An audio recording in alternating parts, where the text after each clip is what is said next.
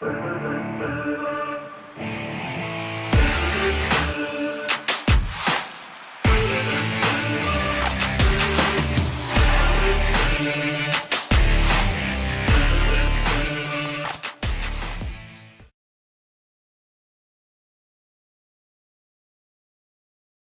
is up, everybody? Welcome to the Into the Void podcast, another Thursday night. It is a horror weekend because we have a amazing movie dropping this weekend. The Evil Dead Rise is out, so we figured let's talk some horror. And I have got two extremely good-looking guests. Up top, to the right, we've got Reverend Wormwood, as always. Yo. What is up? How you doing? Hey, I'm good. I want to hear the introduction for the next guy. That's what I'm here for. If I wasn't here, I'd be here for this guy. Let's go. We received a petition with over 10,000 names on it, and asking for Citizen Jamie to make another appearance with his film expertise. And Hello. We have him here again. This is costing us thousands of dollars. So Yes. hit that like button. What is up, Jamie? How you doing? What's going on? How's everybody? Doing well. So tonight, once we get some people in here, we'll chat with them. But we do have a very loose itinerary on the agenda. It's really, we're just going to talk about horror movies. We can talk about what's coming out this year. I got a little list pulled up of the things that are coming out this year. Jamie's got a ton of stuff in the back, which is something I did want to focus on, which is how horror can be involved in many different fashions of the hobby. So yeah, Funko Pops, toys, comics, of course, all that stuff, movies, Blu-rays. So we definitely want to kind of pick at some of the stuff he's got in the back there. I'd made a little comic and actually a horror market report that we can go through, some crazy sales on all kinds of horror type of items that we'll get to. And do we want to do any quick news, any current events real quick before we dive into the horror stuff? Anybody watch Mando, the season finale? Do we want to Oh, no, I have not. I have not. You didn't watch it? You really seriously fucked with me on that whole thing, man. When you were complaining 2 weeks ago about it, you were complaining so hard. I'm saying it's no. If you go Google, did anybody go watch Google, it? It was total bullshit. Go Google worst Mandalorian episode ever. Watch what episode comes up. Just saying. See, I know that Jamie hasn't watched it at all. You know. Is this the clip that I've seen online of the worst part? What is that? It might have been from a couple weeks ago with I didn't watch the episode, so I'm not sure, but there was some surprise celebrity guests in that. Oh, with Jack Black. Yeah. I don't know. Again, the thing with Jack Black is whenever you see Jack Black in anything, it's just Jack Black. It's not like he's acting as somebody. I never fall into the idea that he's actually whatever role he's pretending to play. It's just Jack Black. I'm like, exactly. Look at him, with that magnificent ass beard, Look, and we have proof right here. W. Paternoster. That's my buddy Billy. That episode was terrible. Hell yeah, it was. That shit was really bad. Really, really bad. And then the ending, it was. There was more stakes on my plate than there was at the ending of that fucking series right there. How long you been sitting on that one, Johnny? A couple since I saw the episode. Yeah, hey, look, Jesse's right. He was great in Mars Attacks, and what a great fucking movie that was too. Absolutely. I think it was his first acting role. Jack Black in Mars Attacks. Yeah. He was the son who went off to war. What is he not great in? Honestly, Jack Black. He is amazing. Whoa, calm down. As Bowser, he kills it, dude. You're still the Mario movie, I see. Okay. All right. Yeah. But look, it's made a ton of money. What can you do? It's the highest grossing animation film ever, right? In history. Is that right, Jamie? That's probably right. Or at least headed that way pretty soon. Jamie doesn't give a fuck about Mario Brothers. I did not see that one yet. I believe so. You know what movie I think it beat was Frozen 2, which is weird. But not Frozen 1. No, nobody was expecting. Yeah, nobody was expecting Frozen 1.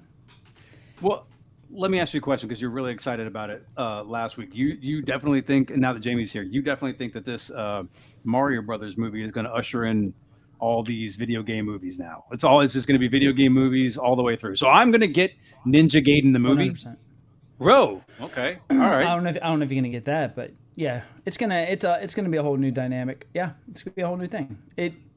Entertainment needs it, honestly. All right, you would put money on this? That's a bold statement. Oh yeah, oh yeah, yeah, oh yeah. Say it again. Say it again. Entertainment needs the Nintendo era. Man, Mark my words. If there was a tub of Kool-Aid, my friend, you're all in. I like it. I'm bathing in it, baby. Bathing in it. Okay, listen. I also so you're saying that before we get into the wait. So I just want to figure out what you're trying to say here. You're saying that there's not going to be a Nintendo that era. Or that Mario is going to be, and they're not going to do another Mario movie, is what you're saying. No, that's silly because they have to introduce. I mean, I didn't see the movie, but is Luigi in the movie? Yes. Okay, well, so then there's going to be another movie. They're going to have Luigi in the movie, and then they're going to have like at least like a Princess Peach standalone movie. Am I correct? And that about extends what I know. It's making $1 billion. So there's going to be 3, 4, 5 movies. They're going to milk this for as much as they can. But do they go Donkey Kong? Do they go a Donkey Kong movie? I don't know. He didn't really do well in the movie. He was one of the, I guess you could say, least favorite parts about the movie. Did he die? Tetris movie on Apple. That was good. Tetris movie on Apple is actually legit. Interesting. He's right. He's right. That was actually a good movie. Have you seen it? No. I haven't watched that one yet. It kind of like talks up the idea of what Tetris is, but it was a good movie. We enjoyed it. I actually got the wife to watch it. What's up, Intensity Walk? Hell yeah. No, it was actually enjoyable. The guy who played Elton John in his movie that didn't do very well was the main star in that one. I forgot his name. Taron Egerton. Thank you. He was in that. He's also in Blackbirds, which a friend of mine suggested. We watched that on Apple as well, and that was really, really good. Enjoyed that. Yeah. But the Tetris movie was actually really good. I enjoyed it. You would too. It's a 3-beer movie. You can drink 3 beers while watching it and enjoy the entire thing. Nice. So, okay. So, hey, what's up, Fingers and Toes?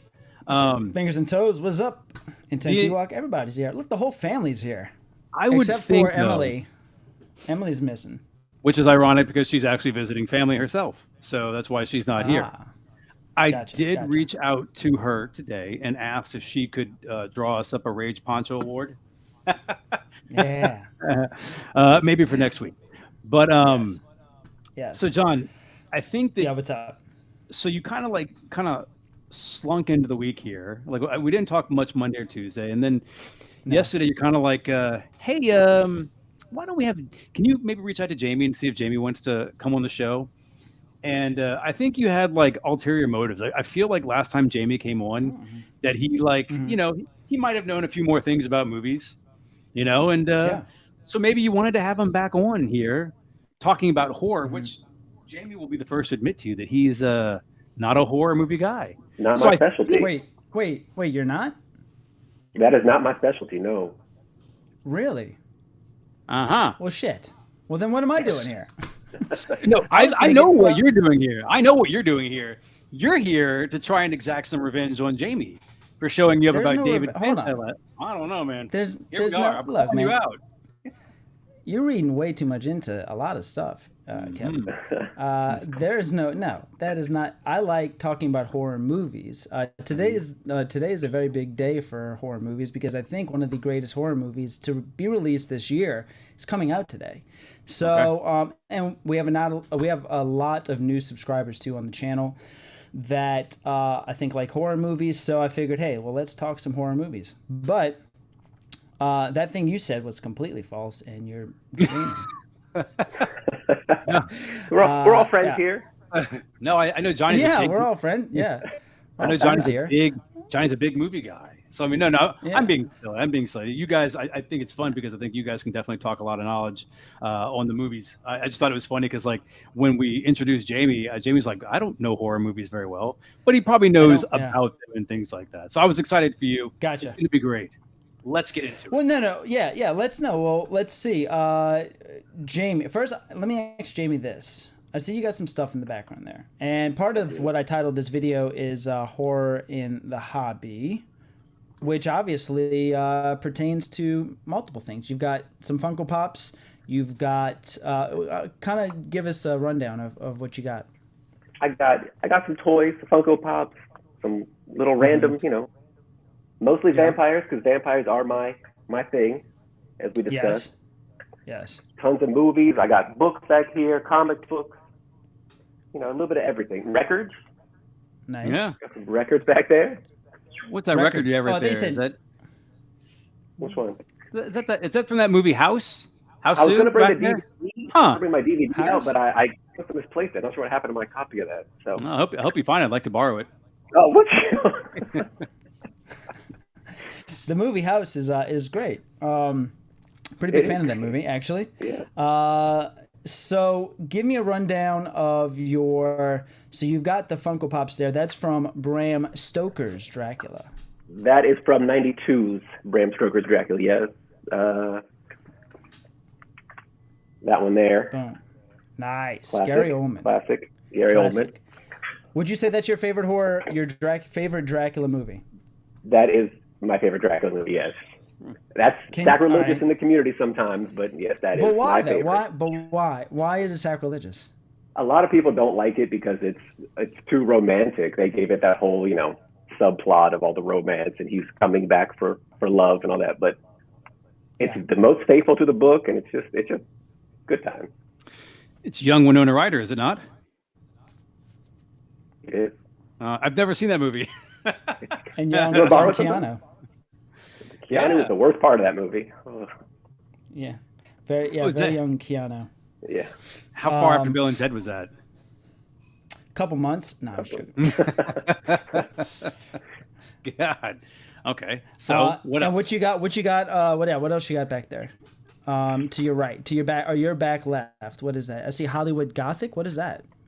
This is basically a history of Dracula movies, Cool.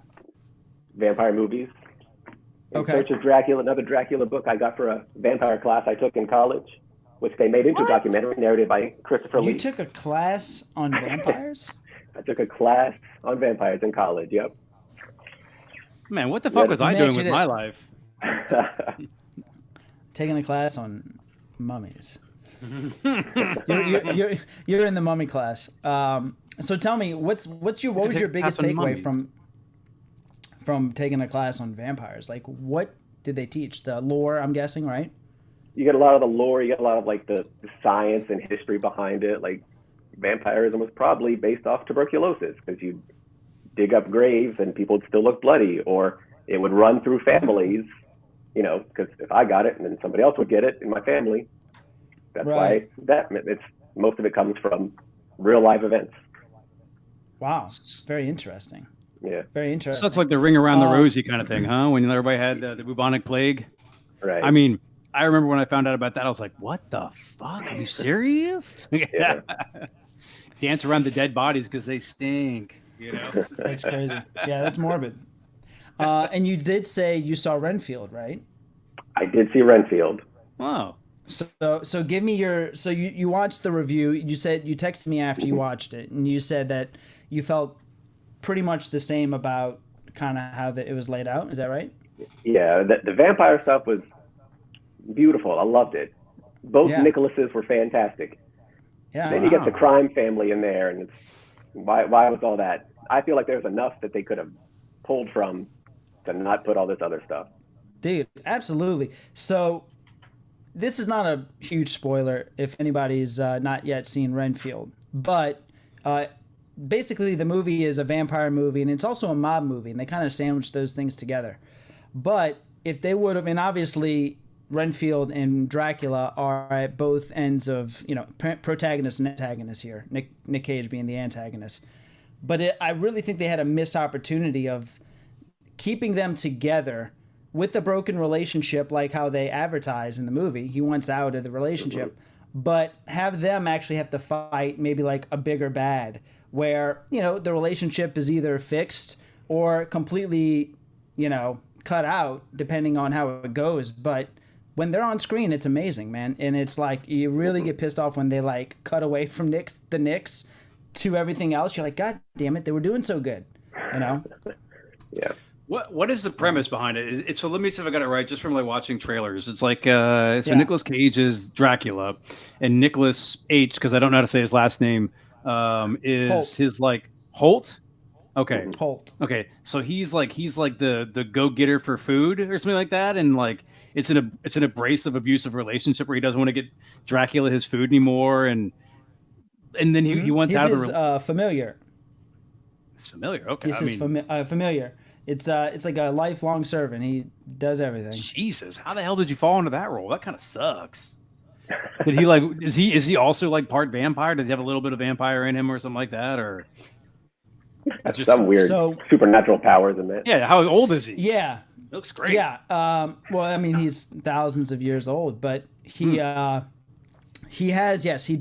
have supernatural powers given to him by Dracula, but he can only access his powers, like his really, I guess, top of the line powers, like strength and speed and martial arts, if he eats bugs.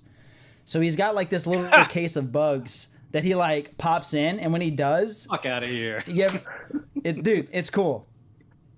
It is actually pretty cool. Yeah, go see it. And it took place in New Orleans. So by bugs, you mean roaches? You're right. Not hard. Come on. Not hard to find. Just cute little bugs in New Orleans. You'd be like the Incredible Hulk, just like scooping his hand across the French Quarter pavement, just getting roaches. Yeah.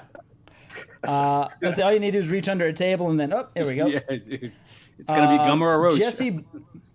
Jesse Brooks says, I was pumped about the Salem's Lot remake, but I don't know if it ever see the light of day. They keep pushing back the release date. Yeah, let's see. Real quick, let me pull this up. I had on here horror movies coming up, and let's see. Scream 6, we've seen that. Renfield, we talked about that. Evil Dead, there it is. Salem's Lot.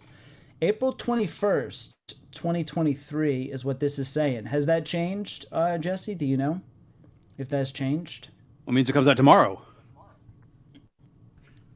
Right? Isn't today April 20th? Yeah. No way. Yeah. You came to the right 21st. place. Come tomorrow. There it is. Maybe you know what? I bet you they pushed it back because Evil Dead Rise comes out this weekend. They wouldn't put it up against that. There's no way. That's my suspicion, at least. Oh, it's gone completely. Okay, if they took it off the list completely. I mean, so Johnny, give us the rundown of some movies. What are you thinking? All right, because I want to talk some horror movies. That's why I'm here tonight. I want to talk them. Well, look. So here's the thing. All right. So I prepared a couple little slides that we can talk about. But in all honesty, I thought when I knew that Jamie loved Dracula, I just equated me idiotically. He loves all horror movies, and the fact that you said you did not like any other horror movies other than Dracula stuff just evaded my mind completely. So that's my fault. But we can talk Dracula movies all day. But there's a couple of movies that I think maybe you might have seen. I got a couple of slides here that we can go through. Let's see. So what if we do? Let's go. Favorite Scream Queen. How about that? Do you guys have a favorite Scream Queen? Oh, okay. We're playing favorites of movies. Okay, hold on. That's a good question. I don't know about you, Jamie. The first person I thought of, the one thing that scared the shit out of me as a kid, it had to be Carrie at the end, where she like blew everybody up. I've never even seen the whole movie, but when that one lady is like, they're all gonna laugh at you, and everybody starts like getting all bloody. I'm not even sure. I mean, she wasn't screaming, but people were screaming around her. So that part scared the shit out of me. I'll take that one right there. The original Carrie, her screaming at the end, or all the screaming when they're all gonna laugh at you. Boom. Wait. Okay, gotcha. Wait, so you're talking about the main girl in that, not Carrie? You're talking about the other girl in that? I don't know. I just remember the part at the end. You're talking. Okay, so like, Jamie Lee Curtis. Yes, of course, I got you.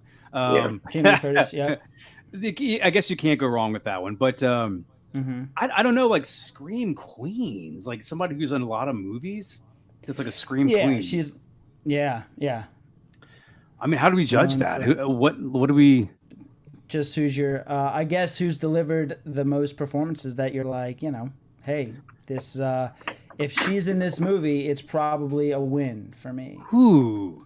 Does Mila That, Jovovich count? Who? Oh, Jenna Ortega Jen. really coming on strong these days.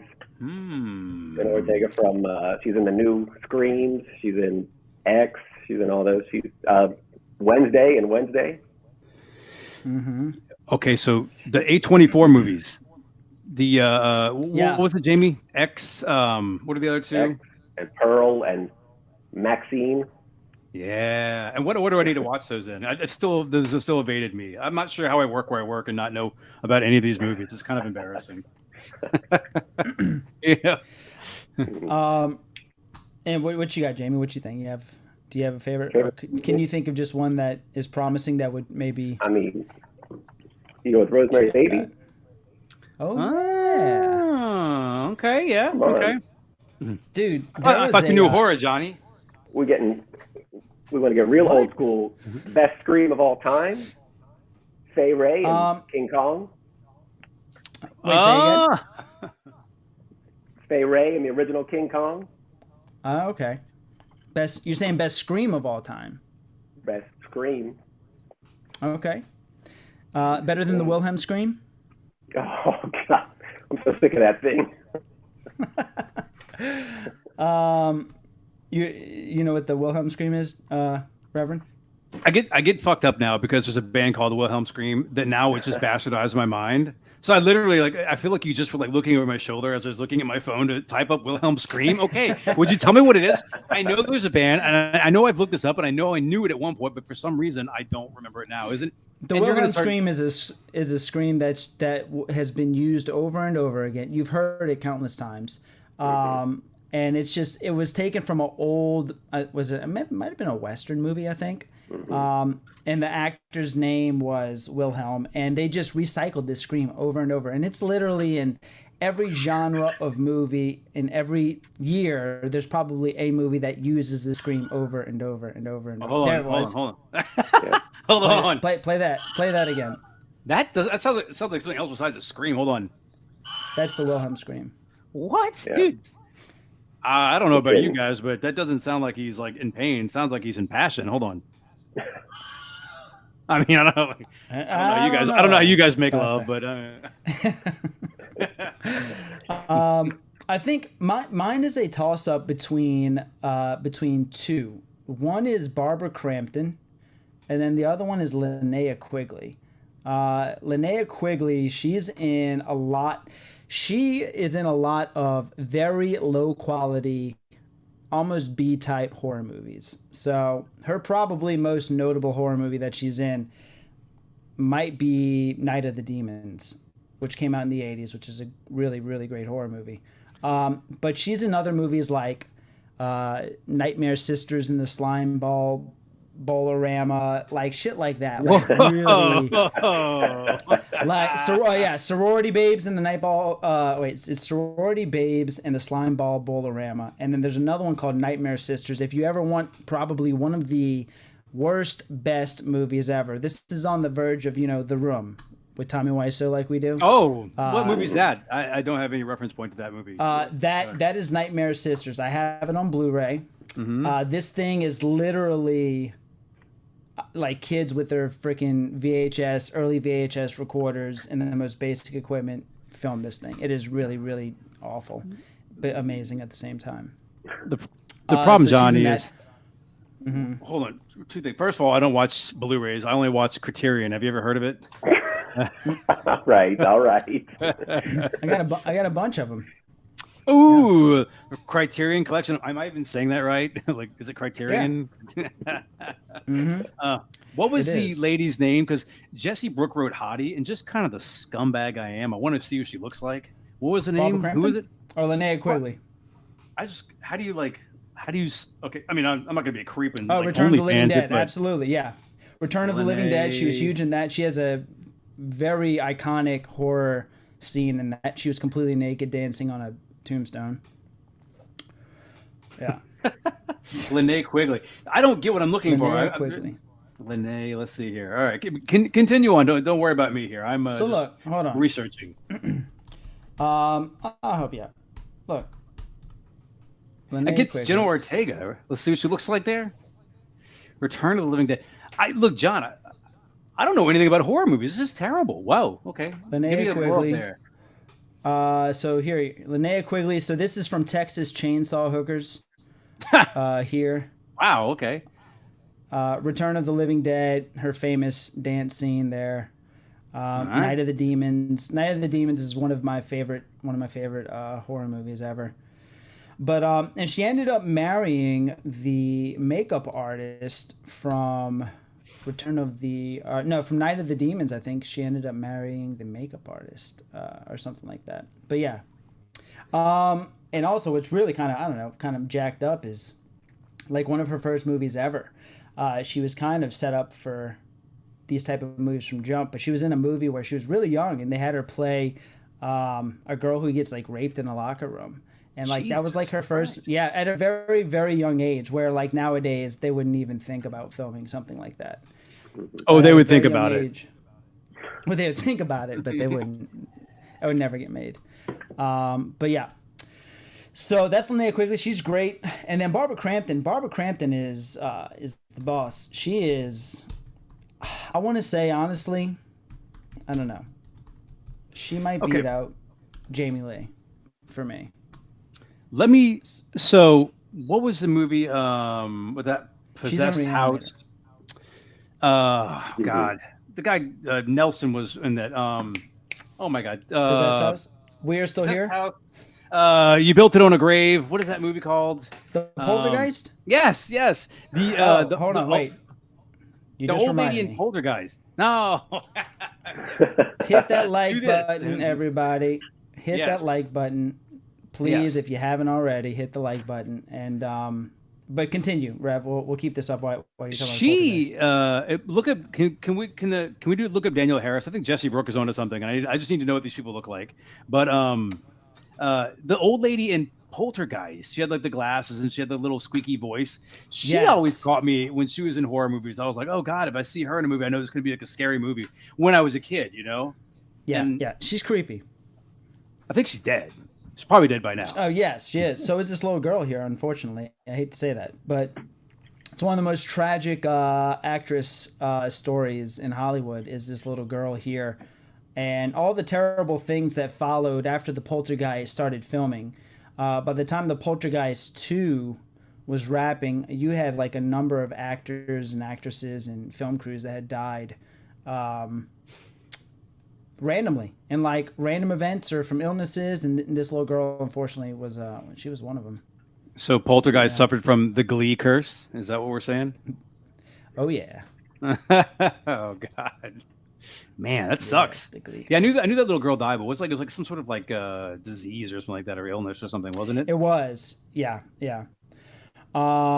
There's actually a really cool documentary on Shudder, and it's called I can't think of the name of it, but basically it's called Cursed Films is what it's called, and it's things like that, like the Poltergeist, and certain movies that just had a lot of terrible things go wrong, like Twilight Zone the movie. Have you all ever heard about that? The Twilight Zone movie mishap? God damn it! I'm not even sure if I've seen that, but let's hear about it. Twilight Zone movie. So Twilight Zone the movie was an anthology type movie where it's a bunch of different stories, and one story was a guy who got sent back in time. He was a racist guy who gets sent back during the time of all these wars where racism is like at the heart of all these wars. So he gets sent back to World War II. Then he goes into the Vietnam War. And as he's out there in Vietnam, during his character arc, he tries to save like this little, Vietnamese kid that's in this like burning village. So John Landis, the director who directed American Werewolf in London, which is a great movie, this is almost where his career came to a stop, because he had the call whether or not on how to shoot this. And he made the decision to keep the actors where they were, filming the scene while a live helicopter went overhead to Go basically on. a helicopter was in the shot, and then you have this burning village in the background. Well, long story short, Wait. the Wait. Sorry. I want you to continue. One of two things. Choose your own adventure. What? The helicopter kills people, or the helicopter wings, the propellers like makes this fire fan out and burn down some sort of village with people in it. Okay, go. So the helicopter ends up crashing, and ends up killing a bunch of people, including a little kid. And so so till then, that's like one of those movies, one of those cursed films where some other bad stuff went on, but that was like the worst thing. So yeah, pretty awful, pretty sad story. And Jonathan Landis was a great director. He directed a lot of people don't realize he directed the first music video ever, which is Michael Jackson's Thriller. He directed that, and He was the guy with the glasses and the beard. yeah. Oh, wow! That's kind of tragic. That's terrible about the helicopter. It's extremely thing, tragic. sure, Yeah. Oh my god. So, but that was awful. I don't even know how we got on the topic of that. What was the name of that movie again? What was the name of that movie? Did it ever make it out? The Twilight Zone. Oh, okay, yeah. Jesus Christ, some short-term memory here. Yeah. Great movie. And Jamie, help me with his name. Fuck, it's escaping me. Alec Baldwin He played Beethoven's The Family Dad. Beethoven. Charleston. No. Rick Moranis. No. No. That's Honey, I Shrunk the Kids. I'm trying to flex. I got nothing. Shit, Jamie. God damn it. I told he myself. plays the fucking that's 30 dad years. in Beethoven. The dad in Beethoven also plays. Can we talk about RoboCop 2? Is that possible? Not RoboCop 2. Why not told myself- RoboCop 1? Yeah. Well, Shit. no. Hold on. He plays I love Bigfoot. The RoboCop. dad in Bigfoot. The dad Oh, in Bigfoot. Not Yes. John Larroquette. The him. No. Jonathan Landau? No. No, Jonathan. No, Walter no, no, Matthau? no. What? No. God Would you damn please? it. Why I'm not is going this to tell you his name evading me? now. He was on Third Rock. I'm Oh. not going to give it to you now. He's also in Dexter. You know it? But Do you know it? hey. Yeah, he's in Dexter. Yeah, he's great. It In was the Dexter. most brutal kill of a main character in all of whatever TV dumb. Somebody's say again? cheating right now. Yeah, I want to know it. I got to know because it's driving me nuts. I can't think about anything else. The dad in Beethoven. It's not him. He's not the dad in Beethoven. He'd be like the Not the grandpa dad in in Beethoven. Beethoven. Hold on. Oh my God. He's also in what? Ice Pirates or something like that. I don't know. One of those. As Pirates? Man, we're talking horror. I'm so worried about that like zombie bowling strippers movie you were talking about. Oh yeah. Mm-hmm. What was it called again? What about it? It's called Sorority Babes and the Slime Ball Bolorama. I mean, get the fuck out of here, dude. How's that like more on the lexicon of American cinema? That just seems like it should be talked about more. Dude, they open up like this this little. I think it's like a fucking, what's it called? Like a holocron or something, and releases this little goblin demon thing that just is almost racist. I don't know. It's hilarious though. It is really, really funny. I don't know. It's why. John Lithgow. God damn it! It's fucking John John Lithgow. Lithgow. Jesus. John Lithgow. You Son of a watch bitch. movies? No. John Lithgow. Thank you, His everybody. memoir's very good. I read that one. Huh? He had a really good memoir come out a couple years ago. It's fantastic. Did he? Yeah. I like John Lithgow. He was in a Yeah. movie. He was in a show recently called I think it's called The Bear with oh my God. Bad News? No, not Bad News Bears. What's the Here we go again. What's the who is the guy in Hey, hold on. Well, the chat also is not helping here. I know, I know. Who is the guy in Tron, the very first Tron? Oh, the main that's actor. Jeff Bridges. Jeff Yes. Bridges. So he was in a show recently with Jeff Bridges. It was really, really good. And it also starred maybe from Arrested Development, All Grown Up, whatever her name is, and Ali Capshaw or Cat something, Shawkat, Ali Shawkat, and she was great in it. I don't want to ruin it for you, but Ali Shawkat, Right. Did you guys? Yeah. You guys when you guys were growing up, You guys was ever watch movies? That's you. I told you. I thought this was like a setup. No. I told No, Jamie today, there's no I was like, I setup. think John's like setting us up for a trap. He's going to bring up horror movies, and No. neither one of us knows them. So RoboCop 2. RoboCop 2. Let me ask you this. Well, hold on. We're not done with Jamie's background. So let's go back to Abraham Lincoln, Vampire Slayer. Hunter, Right. you're right. Yeah, Hunter yeah. Is Hunter okay? So and you Yeah. worked on that, right? I worked on costumes on that. I wore that hat. What? Really? Yeah. Let me Oh, man. let me I put you let me tomorrow? ask you this. How easy is it for you to maybe steal something off of one of these sets when you work on props or wardrobe or whatever it is that you were doing? I had nothing from that because they watched me like a hawk because I was very low level. But I mean, Nice.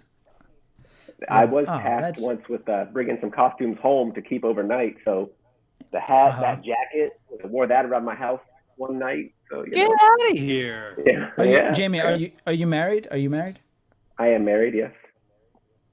So I just pictured Jamie just in a top hat, naked with just the coat on, just walking around his house with his wife. I mean, Dear, can I have a spot of tea, please? Yeah. I a did read that spotty. book, and that's how I got the job. I wrote an email to the production and said, "Hey, I read this book. I know all about vampires." And somebody called me up and said, "Hey, come in for an interview." So reading books gets you jobs, kids. Hey, kids. Nice. Is that Here's the star Is comes that the across the first- screen. Yeah. is that the first movie that you ever worked on? Yeah, I was an extra in Treme before that, and then that was the first movie I worked on. Yeah, Okay. and the last. Nice. And the last. Well, not your last. so far, not- so So far. far, yes. Yeah. Are you trying to do more? I haven't recently, but there's always time. Well, Okay. Jamie's also a bit of a writer. He's not bragging about it right now, but he's been known to write a few scenes and kind of like talk about some ideas. He's got some really good ideas. We just gotta, John, maybe we can all get together and maybe like shoot some scenes or do some scripting or something like that. Because Jamie's got some good ideas. Dude, you want to write? Let's write some comics. Let's write a Comics are fucking- the easiest. Comics are the easiest thing to get off the ground. Like a lot of people. So here's my thoughts on if you're trying to get your intellectual property in front of people. Screenplays are just way too many. Everybody's trying to hand a screenplay to somebody in an elevator and blah blah blah blah blah. But if you go the comic route, in the comic world, the cream rises for sure. People like if it's really really good, I think eventually it will get known just by word of mouth. It might take a while. Might not get known on day one of release, but maybe a couple of years down the road, unless you're something like James Tinian, then everybody just loves him. Okay. But what I'm saying is, I think comics is a backdoor into film, 100%. If you look at all the properties right now that are getting made, how many of them are actually comic adaptations? So, and a comic is something that is very easily created by yourself. The three of us in a Kickstarter, we might not even need a Kickstarter program, but the three of us in a Kickstarter program could get a couple of comics off the ground for sure. Jamie, do you know any artists or anything like that? Anybody that does art? Do you have anybody in mind that might? There's some people I know that I'm pretty close to that do some art, but Gigi Duro, what's up? No. I my wife's a bit of an artist, a bit of an illustrator herself. Oh, so, is she? Cool. Yeah. well, That's awesome. don't get all excited about it because Make you a logo or something at one point? possibly still waiting for anything at all. Hi, Jamie's wife. Hope she's not listening. Sorry. Let's- Yeah, I'm not Let's dropping go- any can- names, but I'm still watching you. Let me ask you if y'all know anything about this here. Any of y'all have a Hitchcock movie that you're a fan of? Absolutely, RoboCop. What you got? RoboCop. Jamie, Hitchcock. Any Hitchcock favorite? My favorite, not over here, but my favorite is Rear Window. Nice. Good movie. Great movie. movie. Tell us Have you about ever it. seen Yeah. Well, Jamie. Tell us about it. Guy thinks he witnesses a murder out of his rear window. Yep. Of his car, Wait, or like No, his his house? apartment. you haven't seen that apartment. one? I just looked it up. It's got James Stewart in it. Nice. And Grace Kelly and Raymond Burr. I Jimmy mean, Stewart. yeah, this has got some people in it. Oh, Great fuck, movie. who was like the It is. Georgine Darcy? She was the hottie in the movie. I see. Okay, not Thelma Ritter. Okay, and so he witnesses a murder, or he thinks he witnesses a He murder. thinks he witnesses a murder. That's where the thriller comes in. Did he? Mm, I'm not I gonna watched spoil the it for you. movie. What did I'm not gonna Alfred spoil it. Hitchcock do? What did Alfred Hitchcock do to get this going on in his life? You know what I'm saying? Like, To what get was what young going Al? on. Okay, so let's be honest here. Okay, so if you take these, let's talk writers and movies and things like that. Let's. When you first watch these movies that are so bizarrely twisted, or like they have like this crazy plot twist, and you're like, where the fuck did they come up with that? You know, I mean, like, Mhm. what was young Alfred Hitchcock like? What was going on there? Was he like shunned by people, and he's just in a closet writing these elaborate plot Mhm. twist movies, or how does that start? Where do you become that person? You know, Yeah. I mean. I don't know. I think it's a certain lens that you look at the world at or through. You know, he knows how to make the very simplistic or the very casual horrifying things that we experience in our daily lives, like fucking birds, showers, you know, a window, our neighbors. All these things. He just has an innate ability to look at that and flip a switch and say, I know how to make that scary. What sparked it, I have no idea, but he definitely had that gift, and that's one of the things that made him who he is, for sure. I think that movies like, if we're talking like, let's have you guys all seen Falling Down? Has everybody seen Falling Down? Has everybody? No. What? Oh my god! Now I'm the smart one here. Jamie, do we even watch movies? Yeah, what's a movie? Damn. How have y'all What's not a seen movie? Falling Down? Chat, Are react you to me. talking about a talkie? Yeah, it's talky. It's got colors and everything. It's got Michael Douglas when he hasn't had face surgery, I don't think yet. Yeah, shit. man, Falling Down. So it's a movie about a guy who, and I don't want to get into it too much, but it's amazing. Go watch it, rent it, whatever. Get down to your Blockbuster and pick it up. It's probably available by now. But it's a guy who's he's just trying to get to his kid's birthday. He's in the 404 in California, and it's a big traffic jam. And he just gets out of his car and starts walking to his house. But goes through all these bad neighborhoods, and I mean hijinks ensue. It's kind of crazy. And it turns out when he gets to his wife's house, they're divorced, and she's got a restraining order against him. And it's, how have you not seen it? He just wanted to eat breakfast. Yes, he wanted a whammy burger. Yeah. John, I'm going to get you this for your birthday. When's your birthday? It just passed. So you'll have to wait a year, but And it's just coming. pass. All right, Jamie, when's your birthday? I'm down. September, you get me that? Yeah, no, I'll give you There back you go. house. But the year after that, I'll get you. I would say if I had to recommend to anybody for a Hitchcock movie, if they're completely oblivious to Hitchcock, I would watch Vertigo. I think that's one of my favorite movies of all time. Vertigo is amazing. And that movie is basically about Jimmy Stewart. He loves Jimmy Stewart. Jimmy Stewart is basically hired to follow a woman who a guy thinks his wife is cheating on him. And he's hired to follow this girl.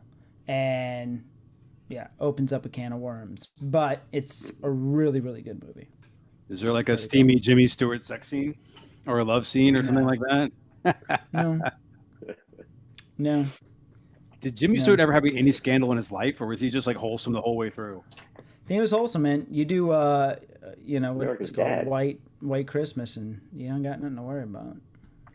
He was. What was he? Was he in that? He was in that other Yeah. Christmas movie. Oh my God, I'm out of here. I don't watch movies. I'm gone. It's a Wonderful Life. He was Thank you. He was in that other RoboCop movie. What was that other RoboCop movie that it was? RoboCop 3. Jim Lee wrote it. RoboCop 3. Not Jim Lee. Frank Miller. Whatever. I don't know. But yeah, RoboCop's a great movie. Yeah. I don't watch it. I'm terrible. Let's see. And what is that, Jamie? Your right shoulder, the Godzilla. Is that a Mondo? Ooh. Whoa, Hey, whoa, What is whoa. wrong with you? Why would you say Come Mondo? on. What's wrong with you? I don't know. This is the Criterion Showa era Godzilla set. Mondo's dismantled anyway. Yeah, you got nothing to worry about. Yeah. I Gladly. wasn't worried to begin with, but yeah, they were definitely dismantled. There's all the first Godzilla movies. That's cool. Have you seen them all? That's the question. I have seen all of those. Yeah. That's amazing. Nice. I don't even remember the last movie I saw. Fuck. I could leave right now and ask somebody what the last thing. I don't know what I. All right. I'm gonna ask Jamie to do. All right, Jamie. I want you to pick a random horror movie that we cannot see from your shelf right there, and we will do a quick discussing of it. Ready and go. Random horror movie. Are we trying to give true synopsises see. or like just whatever we? I don't think? know. We'll see if we've seen it. See if we've seen it. We'll start easy. Okay. All right. We'll just go with Ah, Of course. simple. Great. Beautiful. Okay. So, Kevin, have you seen RoboJaws? Well, to be fair, I have not seen RoboJaws, but I have seen Jaws. It's the heartwarming movie of a killer whale who has a toothache and An orca.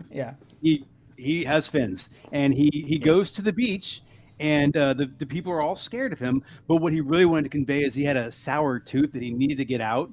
So later on in the end of the movie, all the boys from the YMCA realized that he was patting his fin on the sand like an SOS, and when they got closer, little Felix saw his sour tooth and he wrapped his long hair around it, and then he yanked the sour tooth out of Jaws, and it really was just a happy movie, and they should make another one.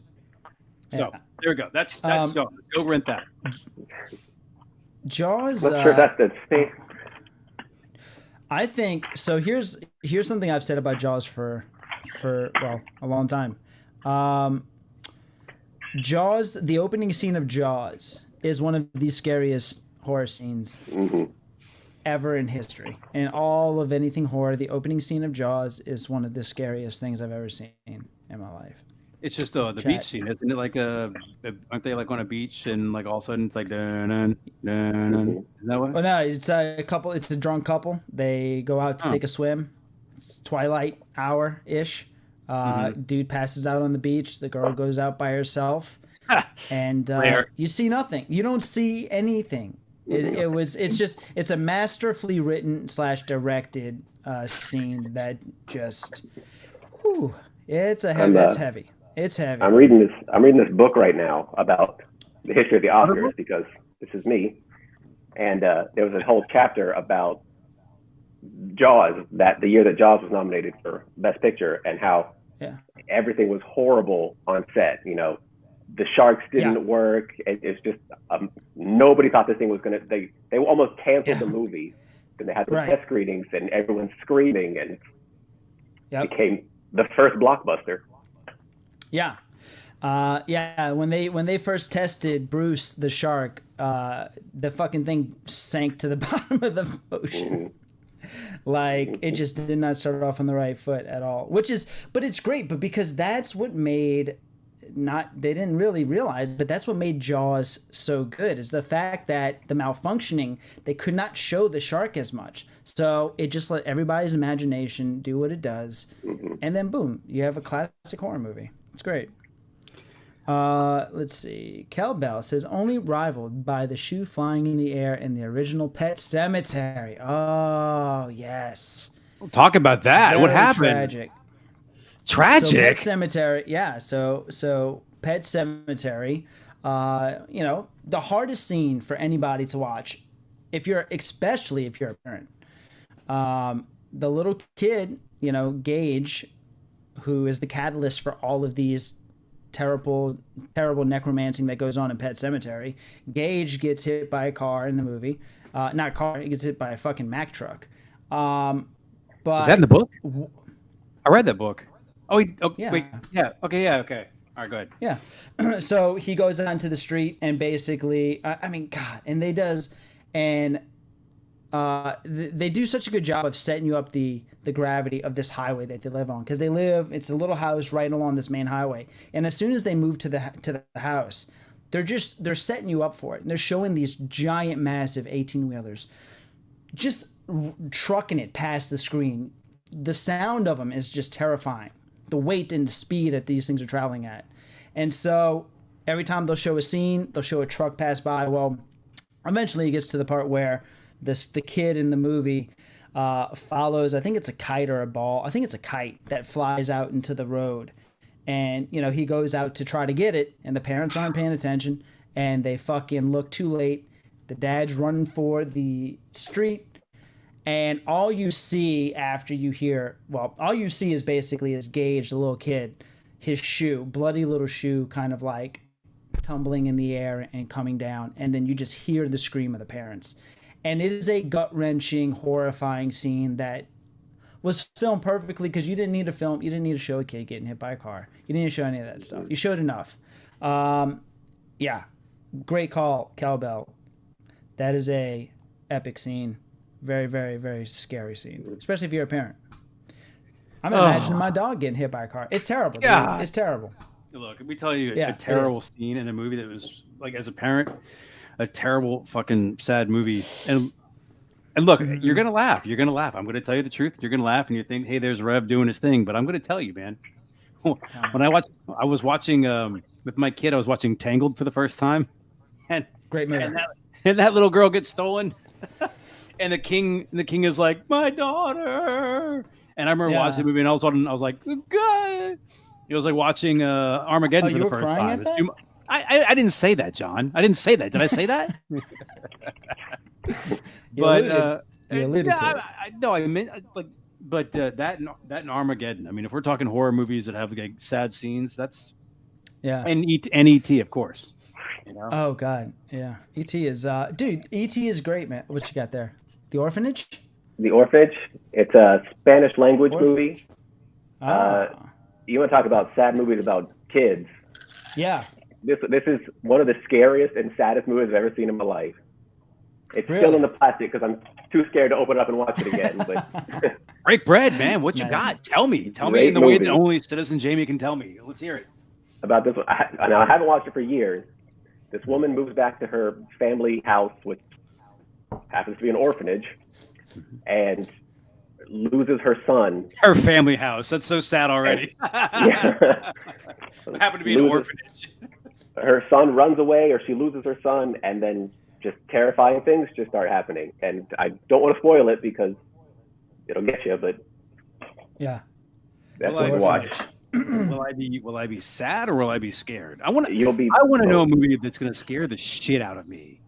I want a movie that's going to scare me, and I'm going to be like, dude, this could really be real life. This could. I want a movie like that. Okay. I mean, what do you find scary? What things in real life do you find scary? That's a good question. I mean, first of all, that's the easiest place to start. I want to start there, but first I want to let you know that I got this Bud Light today, and it was like on sale. It was on sale. I don't know what the fuck. This stuff's usually premium beer, but all of a sudden it's been on sale. They had it at the front of the store. It's super cheap. I haven't bought a Bud Light in 20 years, but here we go. Nice. Okay, let's go to another one. Wait! You asked the question. What the fuck was that? Take a sip of Bud Light. What scares me in life? No, taking a sip of beer. Damn, dude. Okay, I thought you forgot about it. No, you said what scares me. How could I forget about this, John? What scares you? Okay, so absolutely, what Kelly just said there. Right there, Kel Bell has got this is fair. Fear of enclosed places is terrible. Ooh. But I got it. Okay, hold it. But like, fucking, have you ever had to like walk down a fucking long hallway in the dark? Even today I'll be like, I mean like a long. Okay, here we go. All right, have you guys seen Die Hard? Yes. Brilliant Christmas movie.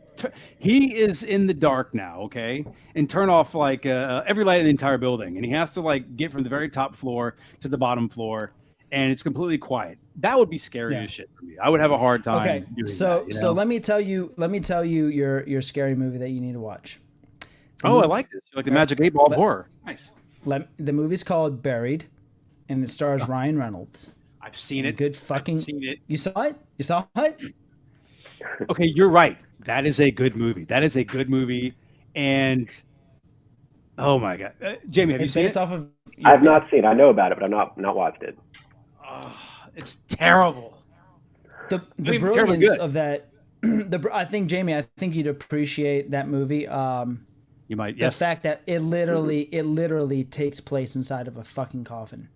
The whole movie, but they make it feel bigger than that.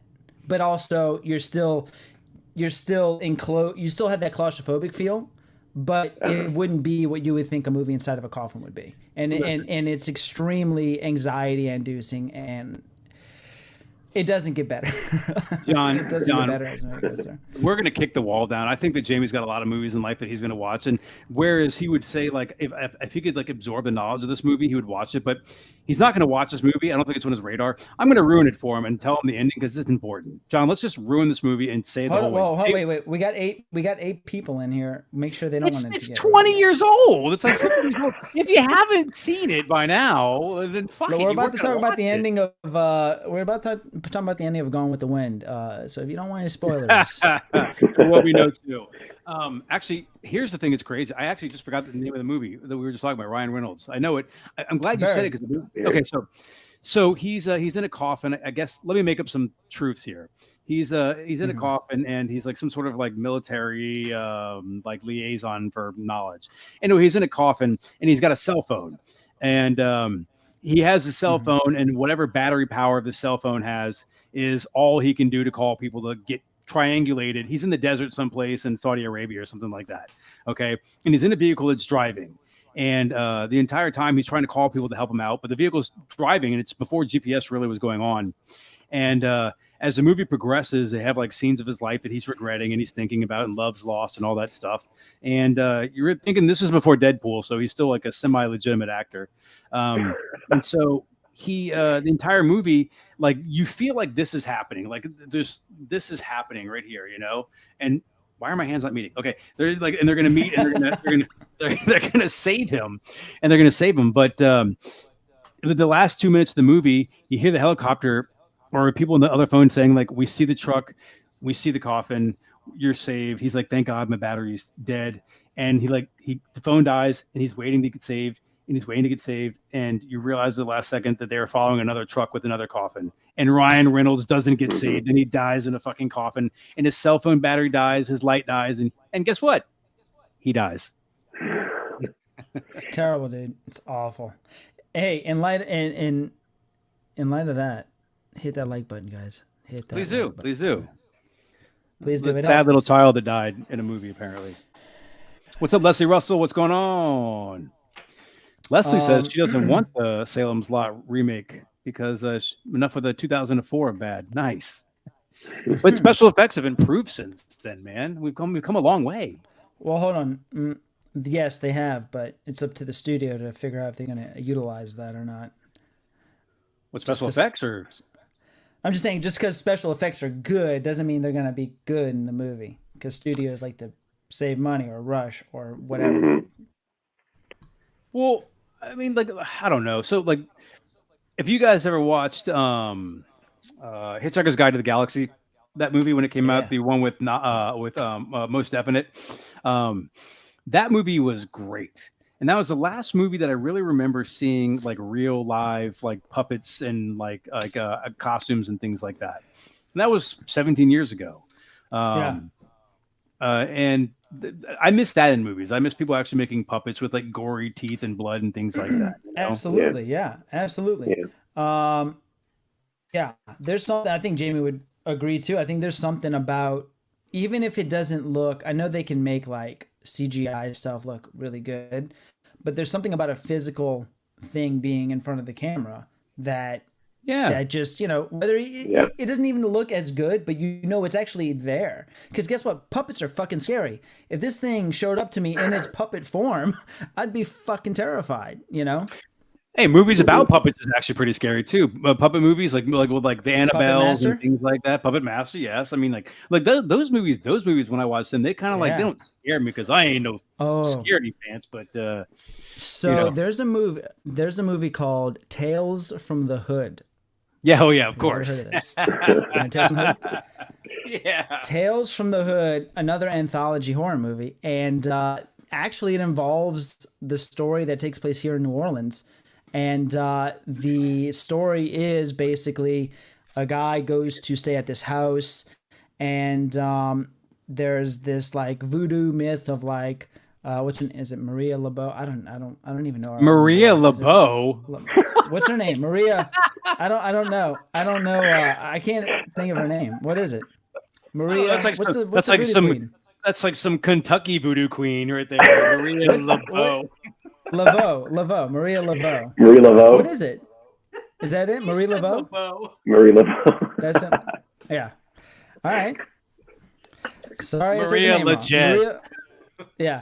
But basically, she has this thing where she has all these little dolls that are like stowed away, and all of these tiny little dolls come to life, and it is, yeah, pretty terrifying.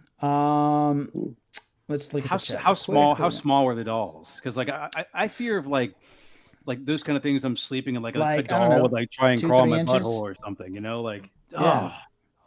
that's They're scary. tiny.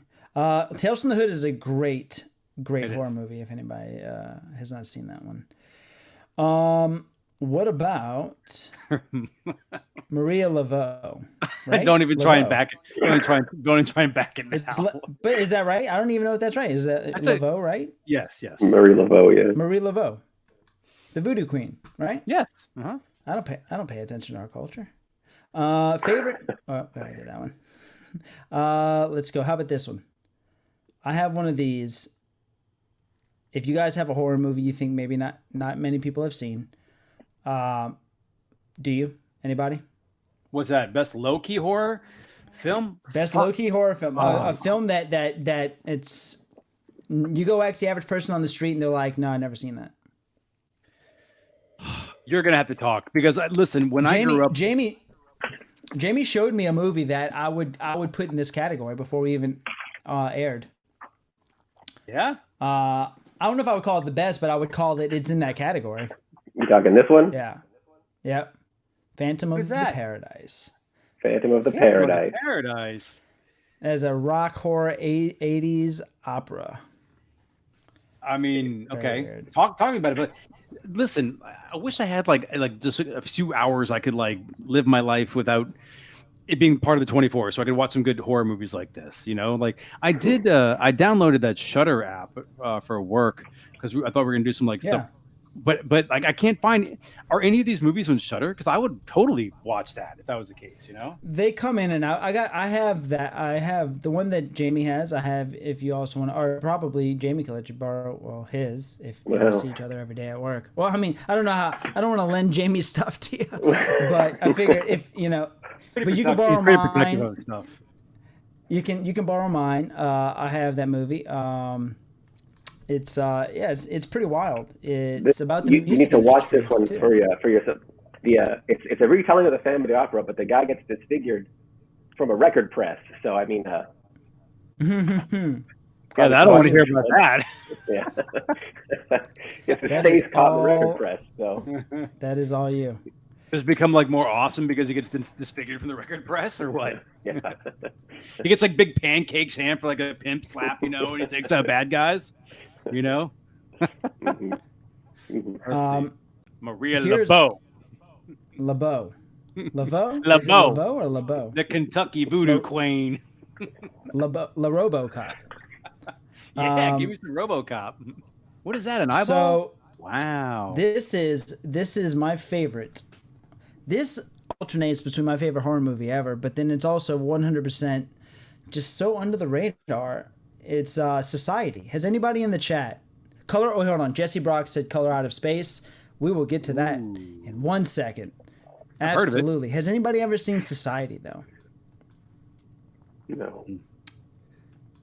Okay. This movie is great. It came out in I think 89, late 80s, and it's basically about like the rich feeding off of the poor in a very, very literal sense. But it is just, and I'm not going to say much about it because you got to just go through it. You got to take the journey and just watch this movie. But the special effects are cool. They're respectable. They are. It's wild. Watch Society.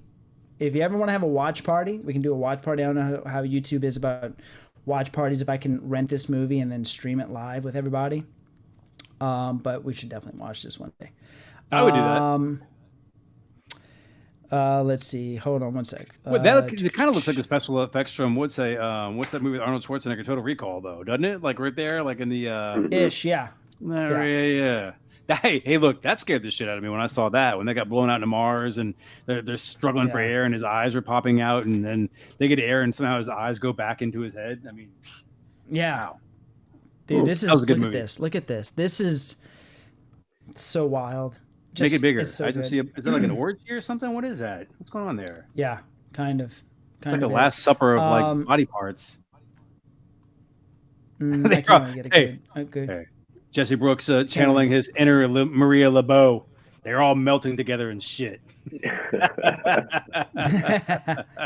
Let's see. He goes to the party. It's terrifying. Yep, that is a terrifying scene. Jesse Brooks.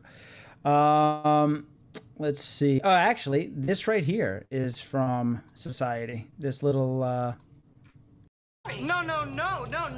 You're not sorry. That's from that great acting. I mean, yeah, there. awards to be won there for sure. You know. No. Yeah, that's Society. How in the fuck did you have that locked and loaded? By the way, how did you have that locked and loaded? Can we watch it again? How did you have that Society clip right there? How did you have that? Because it's one of my clips that we play. If you say something that I don't agree. No! You're not sorry. Oh, okay. Do you have any other good clips maybe out there? You are a sad, strange little man, and you have my pity. Not that one. The other one.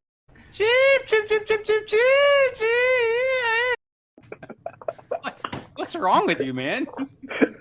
That one? Oh, wait, no. If we're doing horror. They're eating her. And then they're going to eat me. I mean, that's how I'm going to lose my life right there, just like that guy. If I know it's inevitable, I'm just going to do that, you know? Like, somebody's coming at me with a gun. You're going to kill me. And then you're going to kill her. House of Wax, let's see. House of Wax was pretty low-key, but a messed up concept. Yeah, House of Wax was cool. House of Wax with... Paris Hilton. Thank you. No. I know you're not. No, not that one. Not that one. Way before that.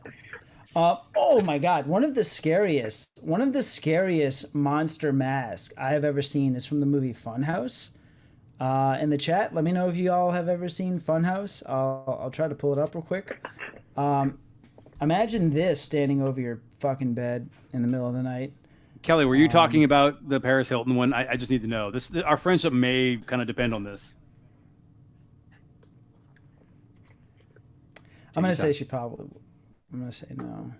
But Paris Hilton did die in that movie, which is great. I actually thought she was pretty good in it. I thought she died great. She died. She died hard. It was a convincing death. Mm-hmm.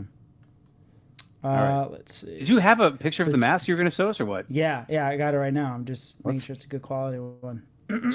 She did die, and it was amazing. So check this fucking shit out. This mask here, Jesus. Now I want to know who Toby Hooper's is. Oh wow, dude! I've seen that. Haven't I seen that? What have I seen that in? Jamie, have I seen this somewhere? I think you've seen this somewhere, thing. or at least I'm going to. This thing is terrifying.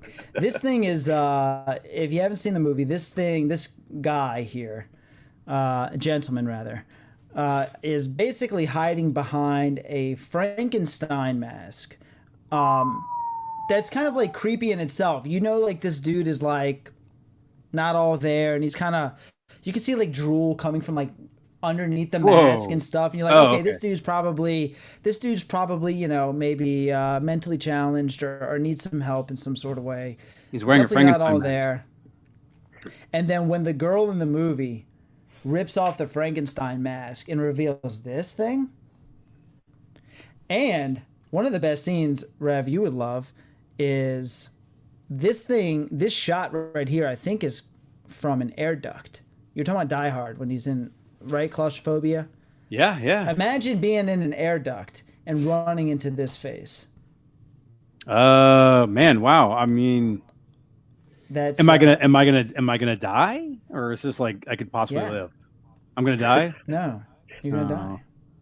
What it's scary if I live. Like, what happens when I face this thing in my air duct and I'm going to live? I just got to back up. I imagine if it bit me, it'd be like cold saliva. It wouldn't be like warm saliva. It'd be like gross, like, and it would like chew in my lip, like the bottom of my lip, and like, like, oh god, like a little fucking small dog or some shit, Jeez.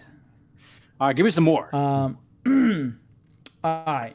Let's go. Well, what else you want? You want to start looking at some? Let's see. What's our time look like here? 8:45. We got about a half an hour. I like your style, okay. Johnny.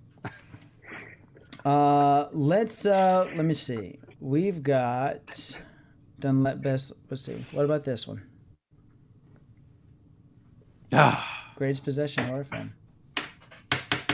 Listen, who has watched Breaking Bad? Has everybody watched Breaking Bad? Show of hands. Everybody watched Breaking Bad. Stay with me on this one. There's that one episode. It's the Fly episode. In the Fly episode, Walter White is like trying to clean out the meth lab and make it clean because he doesn't want any contamination in what he's doing. In that same episode, Jesse Pinkman or whatever it is like talking about how he's going to stab Walter White and start selling his own meth. Things like possession, when like people who are like a solid person, they're like a good person, are all of a sudden possessed and start turning bad.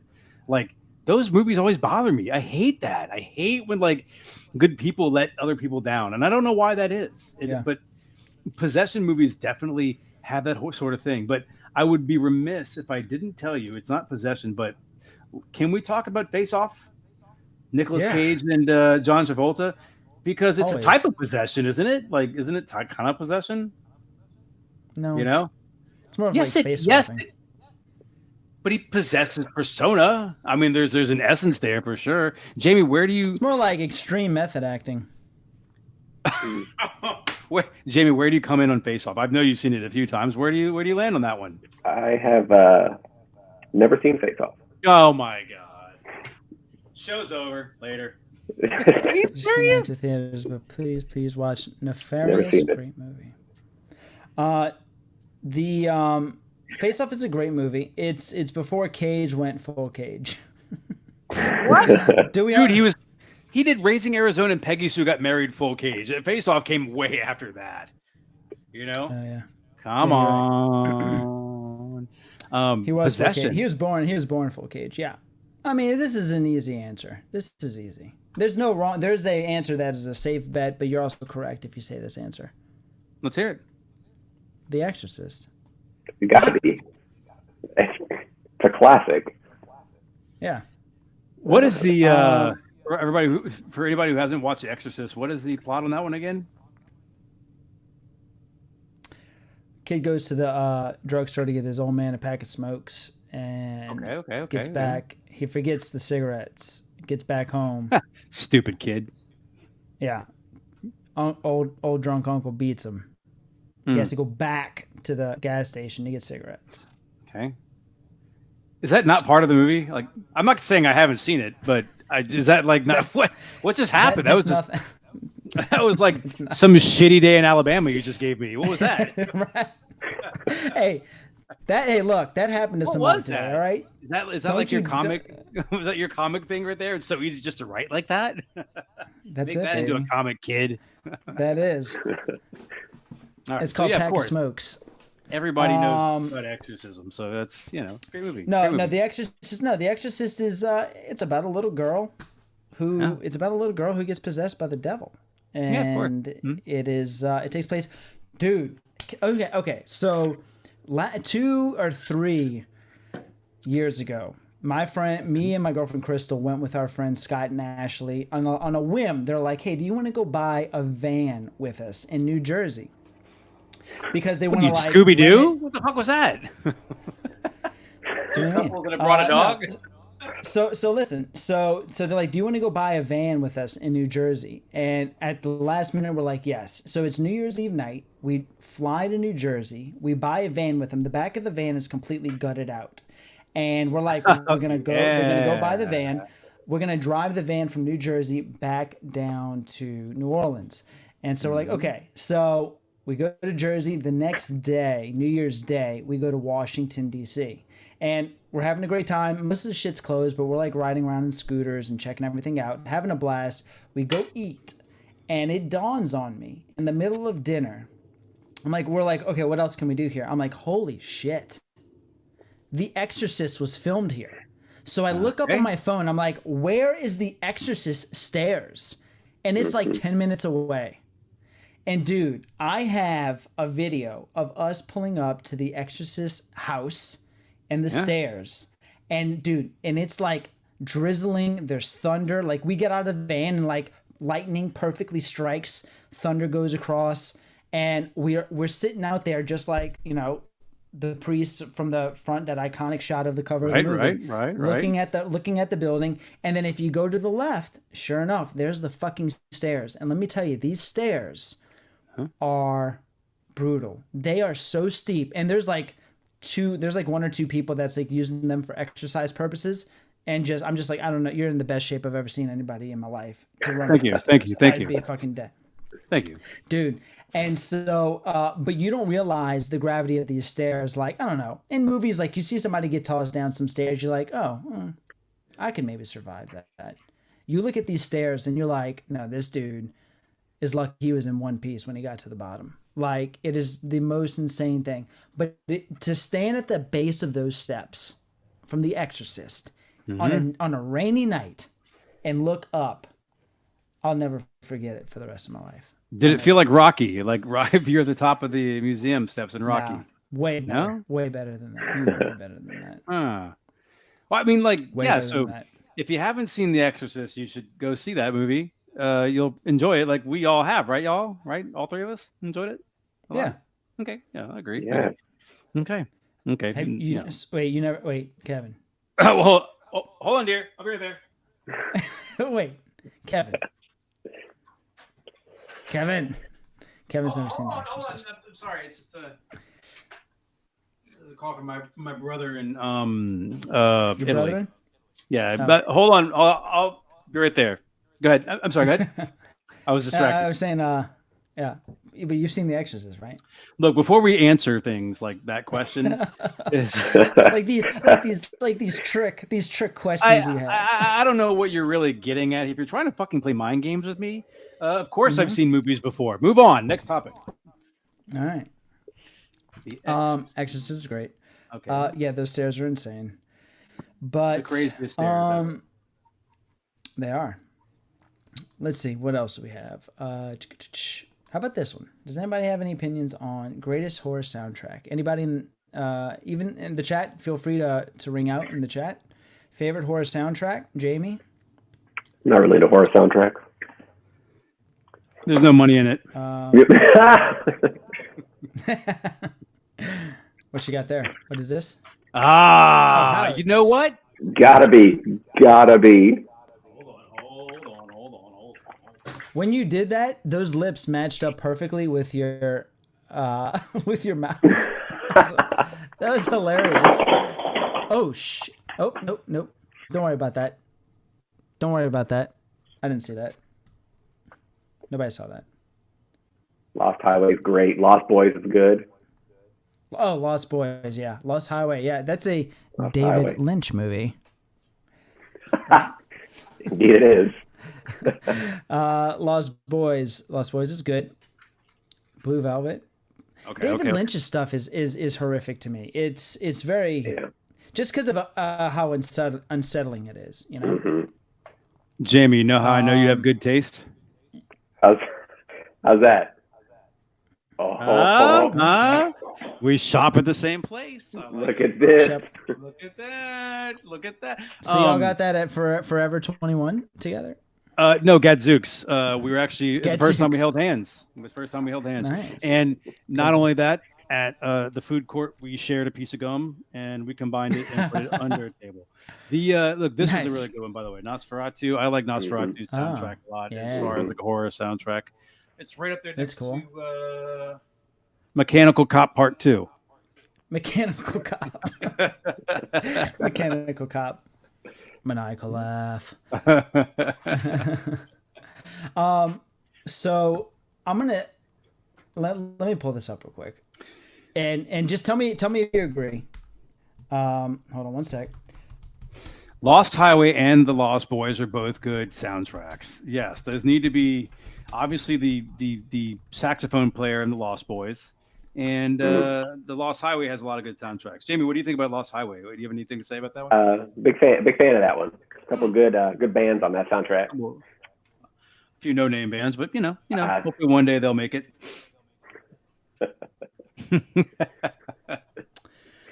So the movie American Werewolf in Paris. Have y'all ever seen that?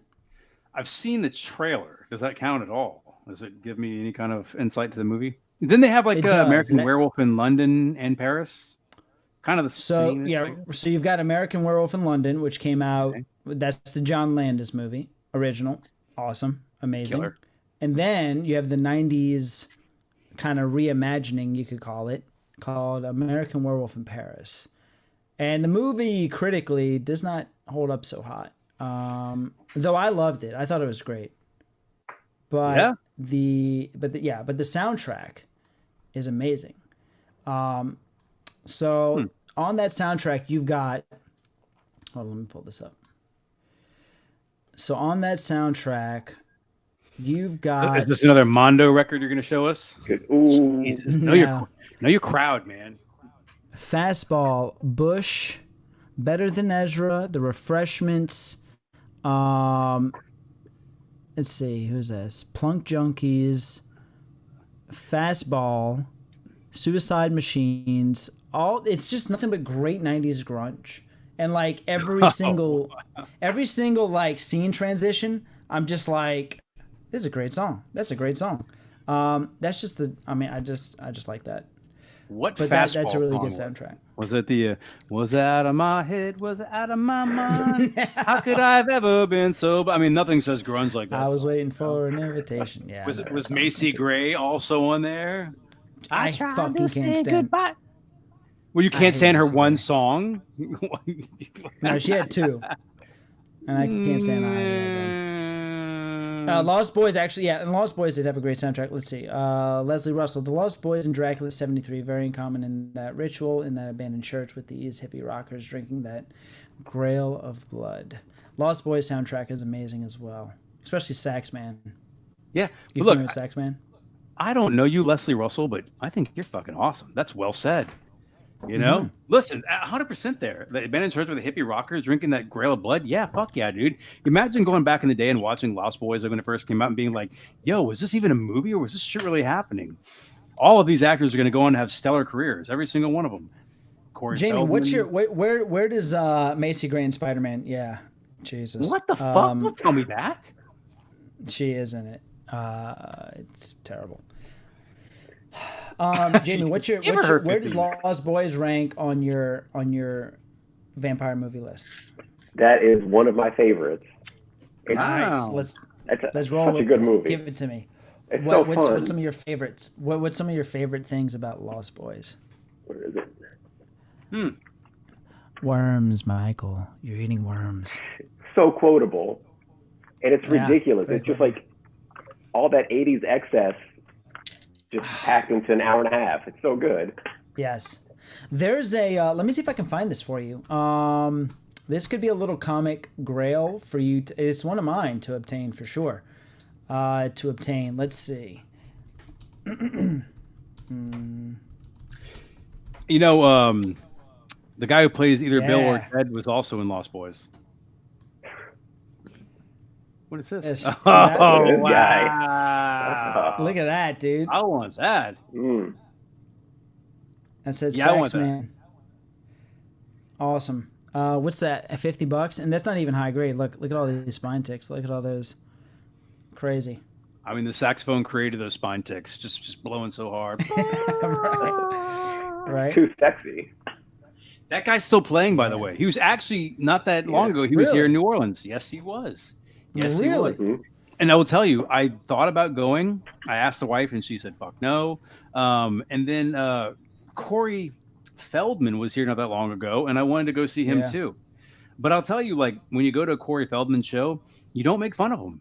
because that guy No. seriously, he truly means what he's doing, and he really gives it his all. So you walk there going like, I'm going to make fun of this guy, and then you see him, you're like, all right, fuck it, I respect it. Oh no, No? dude. Yeah, absolutely not. I've seen videos. I've never seen him live. I wish I would definitely support him if he came out. But Ascension, Millennium. he's got this. Ha! It's us, Jamie. All right. We Finally. finally got what we're looking for. All right.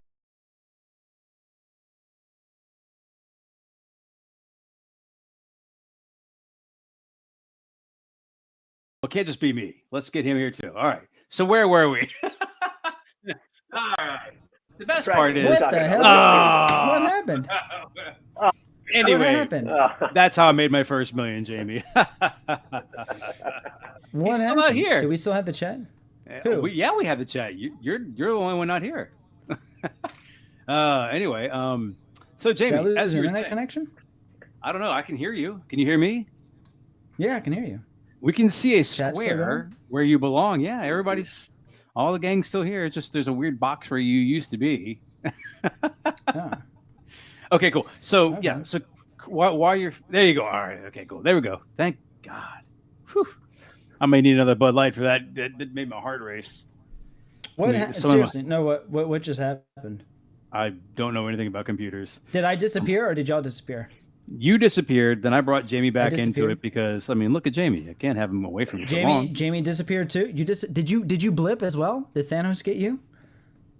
We blip. I don't think so. No, Was I still here? no. Chad, we're all still So here. it's just me. It's just you Okay. and your show. Just me. All right. So where were we? We're talking about Lost Boys, Saxman. Anyway. We're talking about Corey. We're talking about Corey Feldman. Yeah, Feldman. Corey Feldman. Yeah, no. He was. I've just seen his show, and he's very. I think he's show? a little better, huh? Oh, just what show? What, I've seen did you go to? his live did? shows. No, Oh. I've seen his live shows. That's what I was saying before I got blipped. I said I've never actually seen his live show, but I've seen recordings of it. I've never seen him Oh. live, but I would like to see him live. Yeah. We can go. We can share gum He was together as just down well. here. Yeah. I'll share my gum with you too, just like I did with Jamie. There you go. All right, Johnny. And that's how you. What? Get herpes. I'll finish the sentence for you. See, That's we're already exactly ripping. what I was gonna say. Look at it. That's exactly what I was gonna say. All right. Do we have anything else to add for this, Kevin or Jamie? Do y'all have anything? Any other movie you want to pull from the wall back there? No, it's disgusting. It's Bud Light. Why would you want to drink Bud Light? It's disgusting. It's just a prop for the shit. Oh, hey. Just a prop. It's just a prop for. Hey, do you want to hop in real quick and say hi?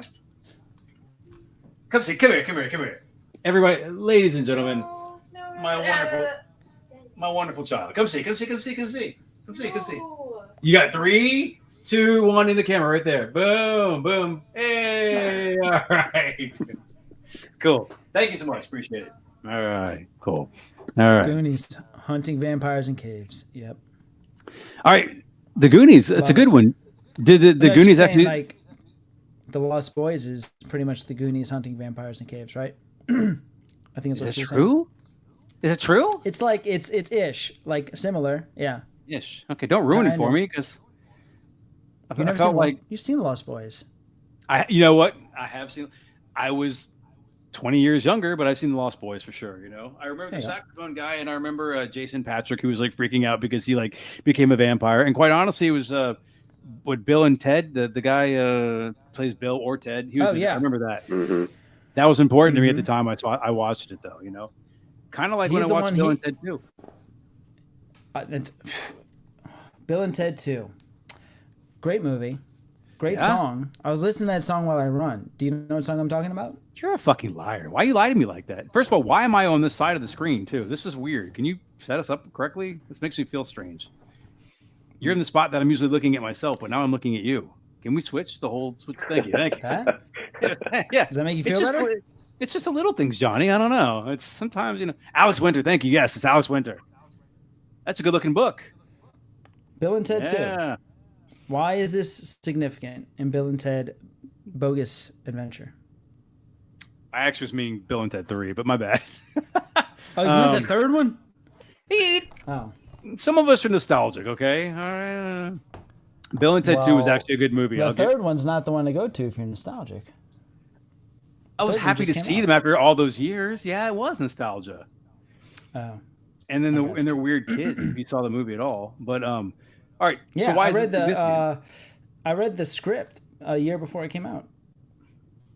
They The Bill rewrote and it. Ted. My buddy worked on it. Who's that? Chris, if you're out there, Chris. No, he didn't give me that Wait, I'm script. not I here. found that script. I found that script in a dumpster, but I read it in a night. What is going on here? What are you talking about, John? I didn't know you dwell in dumpsters. What's going on? Like, Yeah, I'm a dumpster dweller. are you lying to me? Like, No. do you have like some sort of insider person who like handed you off the script and then you're like, you got 24 hours, kid, and then you had to give it back or something? Maybe. Oh my god!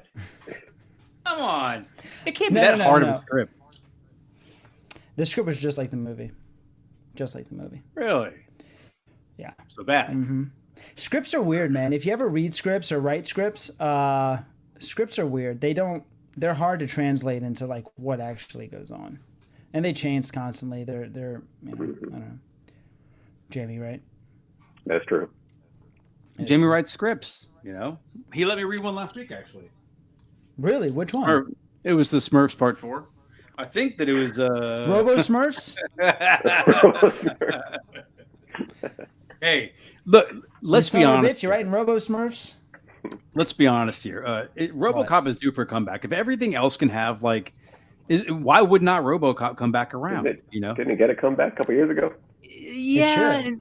it did. But I mean, like, dude, really? Come on, America. If Maverick can come out with Tom Cruise, then how come RoboCop can't come back? You know, RoboCop True Patriot or something like that, Part 5, something like that. You know, I mean, come Yeah. on. Detroit could still use RoboCop. I think. I don't want to talk politics, but I think Detroit's still in a place where they could use some RoboCopping. You know, probably now more than ever, to be honest with you. What's funny is I think Renfield was supposed to be set in Detroit. And it's just Really? like, that's New Orleans. Yeah. Yeah. I think so. cheaper in New I think Orleans. so. Let's see what Crime is what cheap. Leslie has to say. I recommend Near Dark from '87 to Lance Henriksen and Lance Jeanette Henriksen, Goldstein yes. and Bill Paxton as vampires are very scary. The three actors from Aliens '86. Nice. Yes. Very movie. nice. Good recommendation. movie. Thank you for that. Yeah. Very, I'm gonna write very that down. nice. I'm gonna write that down right next to RoboCop. Near Dark. I Near got Dark. Absolutely. Lance Henriksen. Listen. A movie that gets overlooked a lot is Aliens 3. I don't know why I said it like that. It's probably more to make it dramatic, but Aliens 3 is a great movie. Does anybody agree with me on that one? It's not the first one. No, the first one's without. They're in this ship the first time with the guy with the mustache, right? The guy who's also in Top Gun, whatever his name is.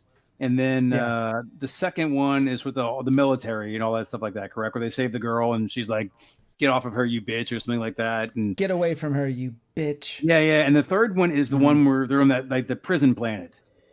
Is that right? Is that right? Jamie, have you seen the Alien movies?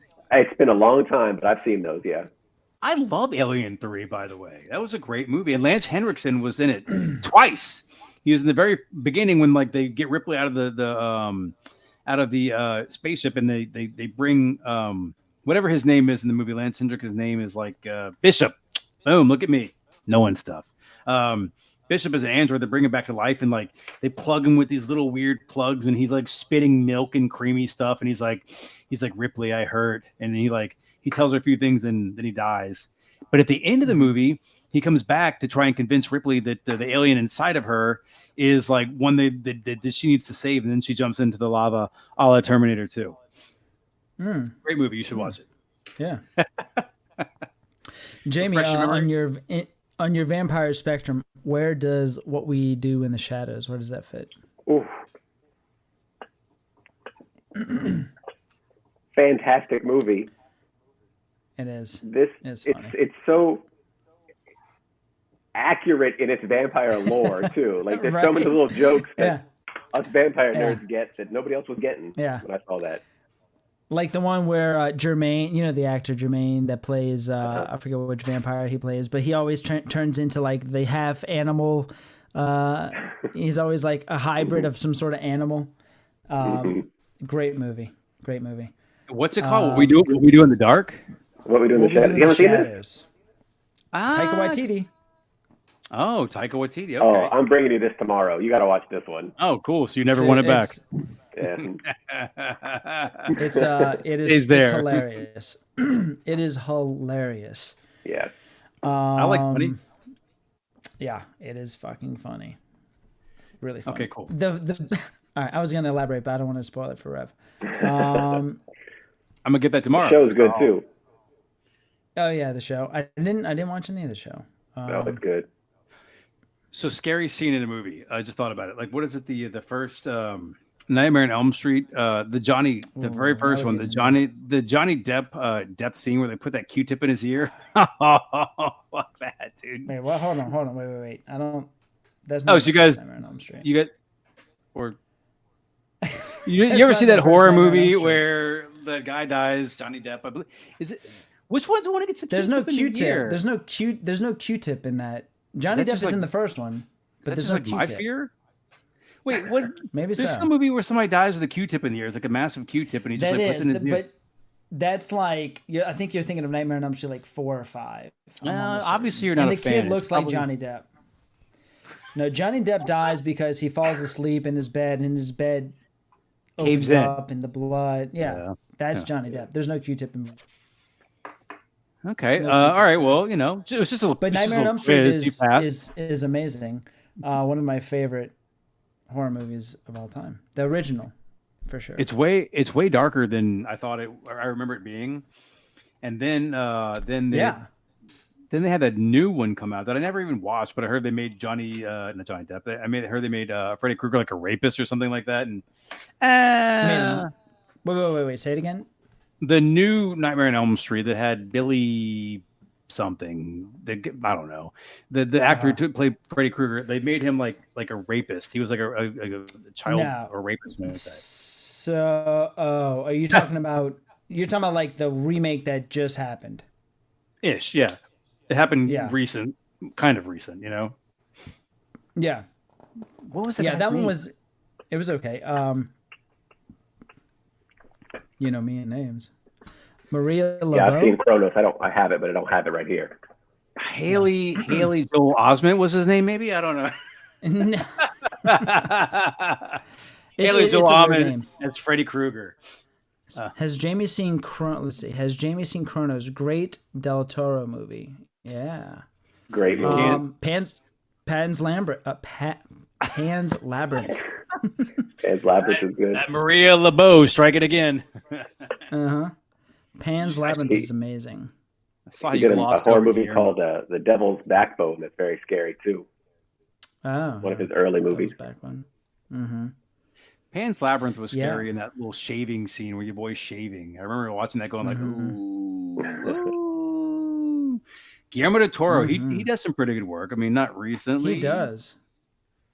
I mean, Yeah, I heard he's His he- pretty Cabinet good. of Curiosities stuff was God good. damn He it. had some good stuff in Cabinet of Curiosities. Pinocchio was No. great. Pinocchio No, was God fantastic. damn it. No, shut up, y'all. Stop it. Did Jiminy Cricket die in the movie? Yes. Pinocchio? Did he get stomped on like in the book? Yes. Okay, maybe it's a good movie then. I don't know. We'll see. I'm just trying to raise Rev's expectations so he gets let down. Are you lying to me? This is like the grandpa and the I don't know. smokes thing? Fuck. You gotta I'm watch not gonna watch. No, I'm not gonna watch it because I know you're a fucking liar. You have that deadpan humor where you can say it like that every time you sip your wine. You always lie. It's my telltale. It's my You know, telltale right there. So a scary movie scene, and what was the movie? Midsommar. How do you even say that? It just say Midsummer. Yeah, Midsummer. Great movie. Great movie. That- I think. That movie fucked me up, man. That movie fucked me up.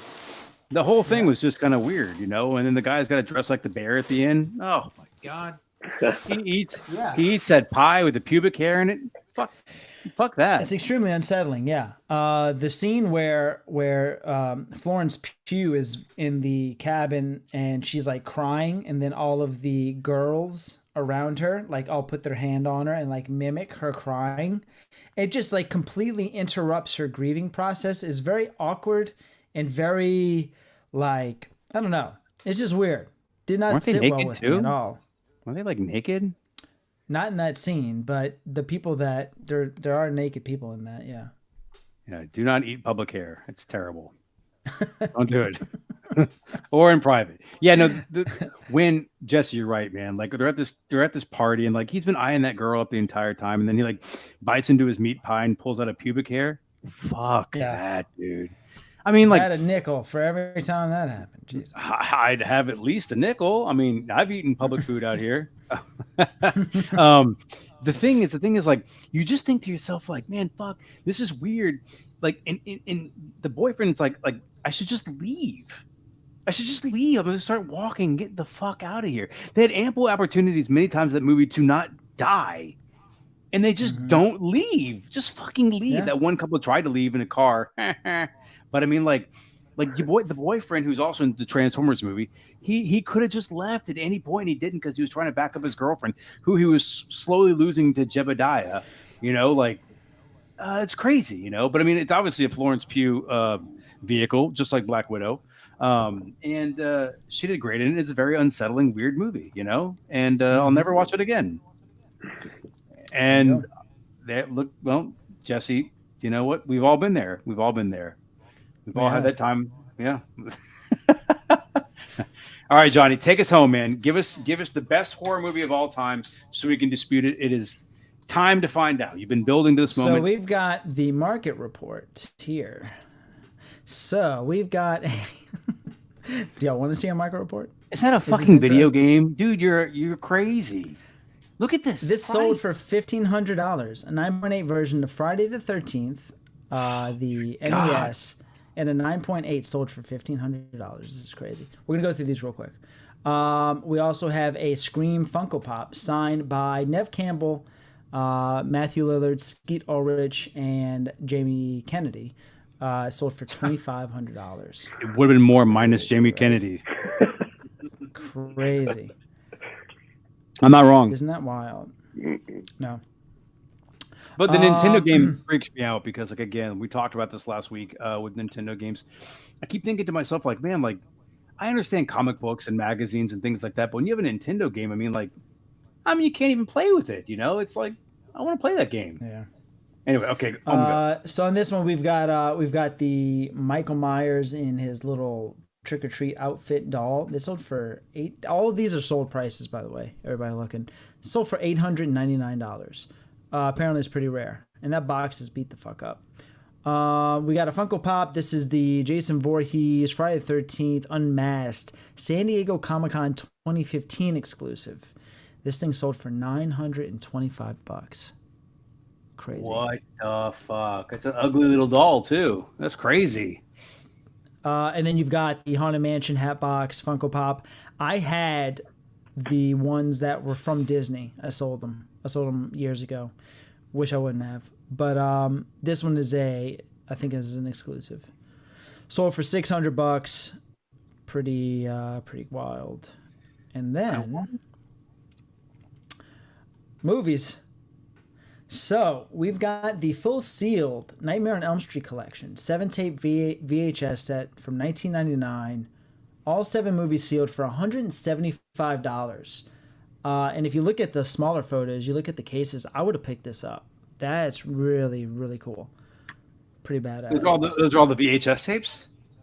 Yeah, that's the whole set, VHS tapes. Had to have been one of the last collector sets of Nightmare on Elm Street to come out. 99.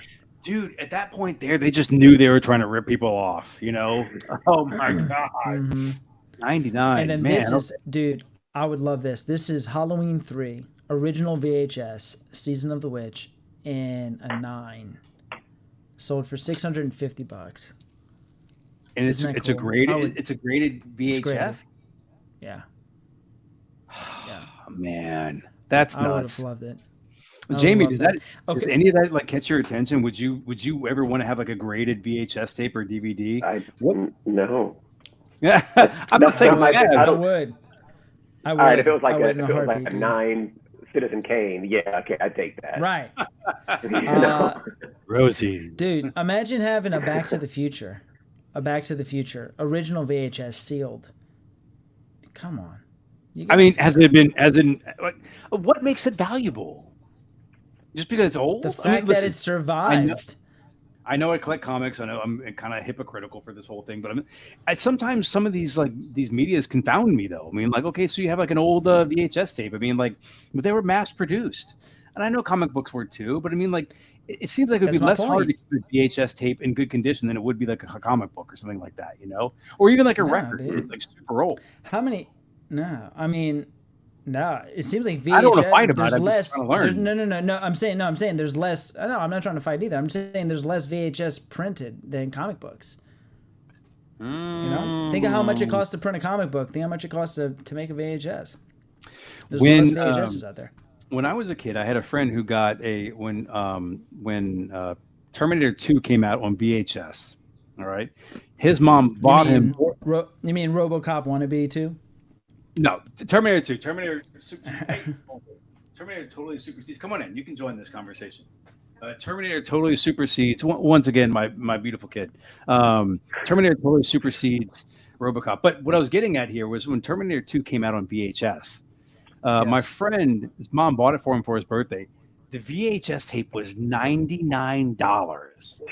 $99, brand new. Like, that's crazy. That is. Because would you spend That makes no $99? sense.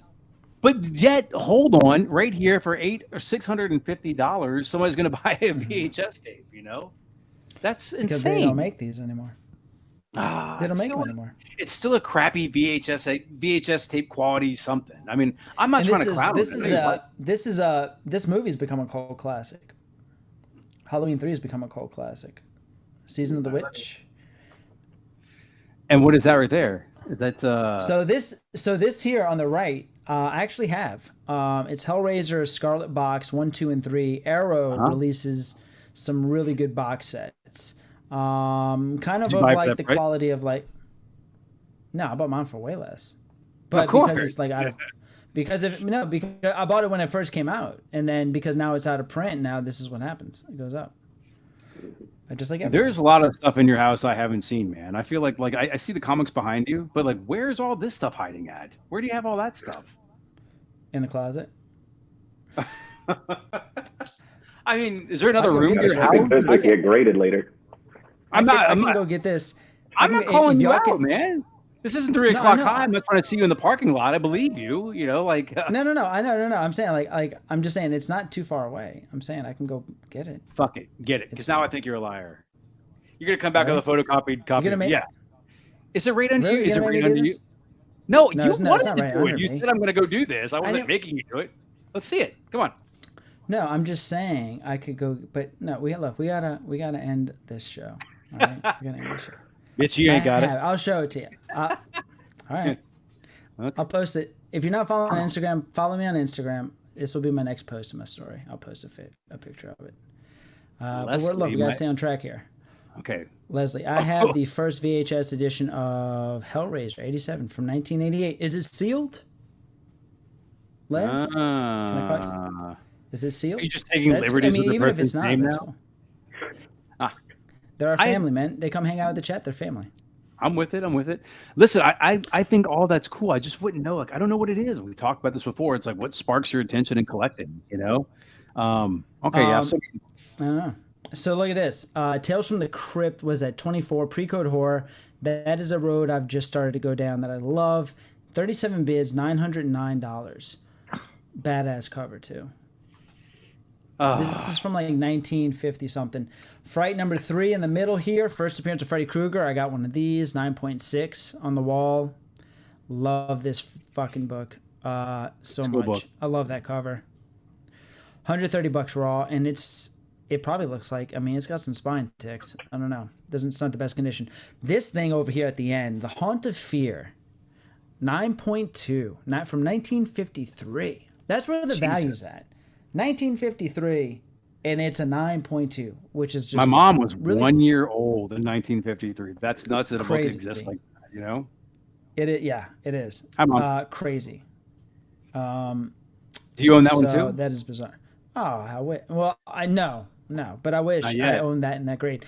I would love to have. Oh, I gotta tell you, there's this deal. I pissed somebody off. I pissed this dude off on eBay, trying to score this deal on this Nintendo Power #1. I think I made him angry. Well, how did you make him angry? There's not a lot of connection where you can sit here and talk to Well, somebody. okay, so basically, I want to get a Nintendo Power #1, right? And this guy's got one for sale that's in gorgeous condition, but it's got this big stain on it, and I think I can remove the stain. What's your idea of gorgeous then? I think. And Like, where's the stain? All right, you want me to pull it up? I Let's mean, see. the pages aren't Let's pull like it stuck together or anything, are I hope they're not. they? They That's shouldn't. for you, Jamie. They shouldn't be. Not on a Nintendo Power magazine. If they got the pages on You don't know. maybe Princess Zelda. Peach. Okay, yeah. Princess Peach, maybe. Let's see. Let me find this Her thing. name is Princess Peach. It is. Jamie, what is your Um, most prized comic that you own? What is the best comic that you own? That, like, you know, if you had to pass it down to your kids. There's a Deadpool with an Oscar on the cover. Okay, but there's another one you have, maybe perhaps. Actually, you know what? You got a few pretty good books out there, I don't do you? have a couple good ones. Yeah. There's one. Don't I have one with like a hole in the middle? You do Did I buy have that from? Huh? He is the enforcer one with the hole in the middle. That's great. Protect, excuse me. And then, but then he also has Hey, so John, last week we were talking about video game comics and things like that. Jamie can actually step into the arena and flaunt something that he owns as well. What you got? Jamie owns a Mega Man 1 foil comic. Nuh-uh. Yes, he does. Do you? I was kind of True taking that off collector. your hands. Where is that? Dude, True let me collectors know what to see collect. that. Yeah, dude. Let me see that. He has it. See, he stepped away because it's in the vault. It's in his safe back there. You know, you Okay. hear the numbers That's cool. clicking. I hear it. It's some French number, probably. You know, There he's it is. doing. Look at this, So out of the vault. The Is that the one humidor. right there? Boom! Look at that thing. Ooh. dude, hold on now. Oh, no, that's not the one. That's a cool Yeah. Oh one. no, but that's not the I one. was- that's not the one I was talking about. But that is a cool one. That's badass. The Yeah. Mega Man 1 was from 2003. That thing came out. Which one? When did you get that, Jamie? That was like recently, huh? Or not Live. recently, but it's like maybe like 4 or 5 years ago, maybe. Probably right around then, right, Jamie? Yeah, they were right then about that. Yeah. Yeah. There's a 4 or 5 in there. So check this out. So here's the one that I want, right? Yeah, it's Nintendo Power 1 with sticky pages. Look, so disregard the stain. Look at this. Look at the edges. Everything else other than the stain. This thing, you don't find this book in that great a condition. I don't even know where But the that stain is. you don't see the stain right there? Like highlighted. Where's it at? That's what I was doing. I mean, I don't have the big computer like you do. I'm kind of looking at, is the stain like, I see Nintendo, go north or south, you know, like where's it at? Like, we can't go north, but go, where is it? Stain. Is it bad? Is it a bad stain? Oh, How are you going to clean it? Okay. It doesn't, I know how to get rid of stains. It doesn't, Okay. so it doesn't pick up when I highlight on my computer, do you see that? I see the stain. There we go. No, I don't. But... How about that? Okay, now I see it. I got it. Okay, there you go. See that stain? Uh-huh. If I can get rid of that stain, this book is like an 8.5. All right. The value of this book in an 8.5 is in the thousands. This is So- where you drive me That's crazy. stain. Well, Huh? How do you get rid of that stain? I have ways. There's methods. you seen Methods. Superman It's 1? basically- I don't want to know your it- secrets. yeah, it involves pressing and things like that. But And his mouth. so look, we got off the horror topic and we lost half the damn. What crowd. topic? I'm always on The horror topic. Oh, okay. Go back to horror zombie. Yeah. Anyway, yes. But anyway, yeah. So I pissed the guy off because he wants $575 for it. And I messaged him. I said, hey, I said, if I gave you, I said, look, I said, that stain is massive. I said, what if I gave you $300 for this? And he's like, yeah. And he's like, no, you're right. It's a piece of crap. It's never going to sell. Like, he was being like facetious. It'll never sell. It's a piece of crap. Yeah. I'm not going to just take random half prices from random people I don't know on eBay. And I'm like, dude, it'll sell. You just have to sell it for a reasonable price. And so I found him on Instagram. Can you do his voice in like a Brooklyn accent now? No. Ah, damn, that was gonna be good. And I'm like, dude, I'm pretty sure I insulted you on eBay. I said, if you want to sell that thing off of eBay and save your fees, let me know. So we can work out a deal. Because I'm pretty sure I can get that stain out, and that's going to be a $3,000 book. But you're not going to sell it. But I'm not going to. It's an investment. A book like that's an investment, man. There's so many things I can sell that would equate to $500 that I would rather just sell bulk of $500 and keep the book that's worth thousands of dollars that will continue to go in value. I think if I sold everything, I'd get $500. Including a toe. A toe or a kidney. Okay, let's go back to where we're at. Okay, market report. You've got Vault of Horror. This is really cool. This is Vault of Horror 33, 2.5, sold for $339. They had a raw copy of this sold that I was bidding on for that same amount that would grade higher than that. Yeah. So, yeah, kind of bummed I didn't go in on that. The one in the middle here is a Grail of Grails. Eerie Comics #1. This is the first horror comic ever. A 2.0 sold for $2,600. You know what's weird about that is it seems like that when I see that book in the middle, I go like, oh, that's a modern book that's just like playing on the whole theme. Like that book right there has come back around to be in vogue. Like it looks like something I would see like out in the wild right now, like some modern eerie, and I can't see what's going on in the bottom. It looks like somebody's tied up, but that's kind of interesting. Yeah. And how much did it sell for? 2,000? 52,000? 2,600. 50? Oh, no, 2,600. Jesus Christ, man. Mm-hmm. God, that's incredible. That's incredible. 2,600. Jamie, can you buy me that for my birthday? I got you. Don't worry. All right, cool. Thanks, boo. We've got a couple of other books here. Dude, this book in the middle here, Stray Dogs #1, acetate edition, signed by Tony Fleece, sold for $130. This book tanked. This book was selling for, I'm not going to look it up, but this book was probably selling for $500 during the comic boom by itself in a 9.8. Not even signed by the writer. Crazy, dude.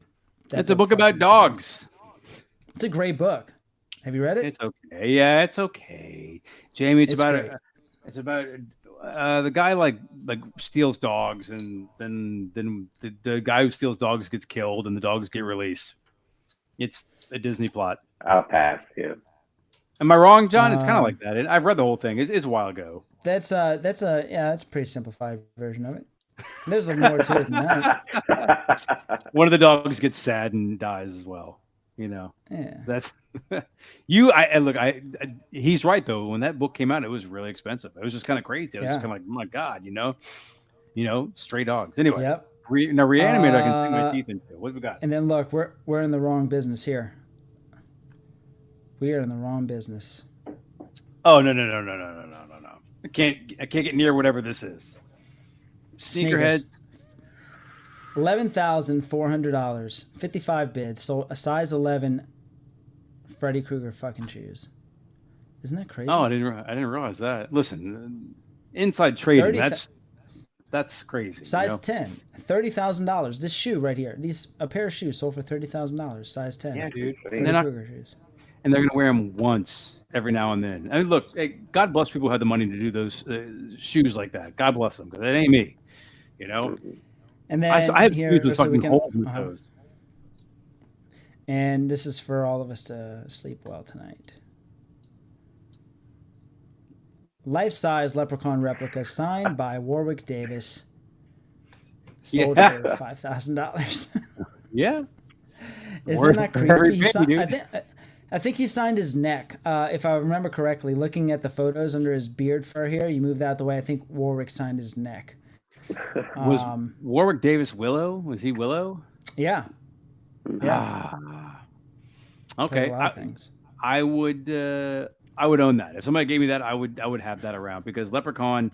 You know what? Honestly, John, what a disservice this entire podcast because we should have talked about Leprechaun way earlier, not at the last minute of the show. Let me ask you this. All right, let's talk Leprechaun for Jennifer 10 seconds. Aniston. That's the question. Yes. That's the answer. Boom. You're welcome.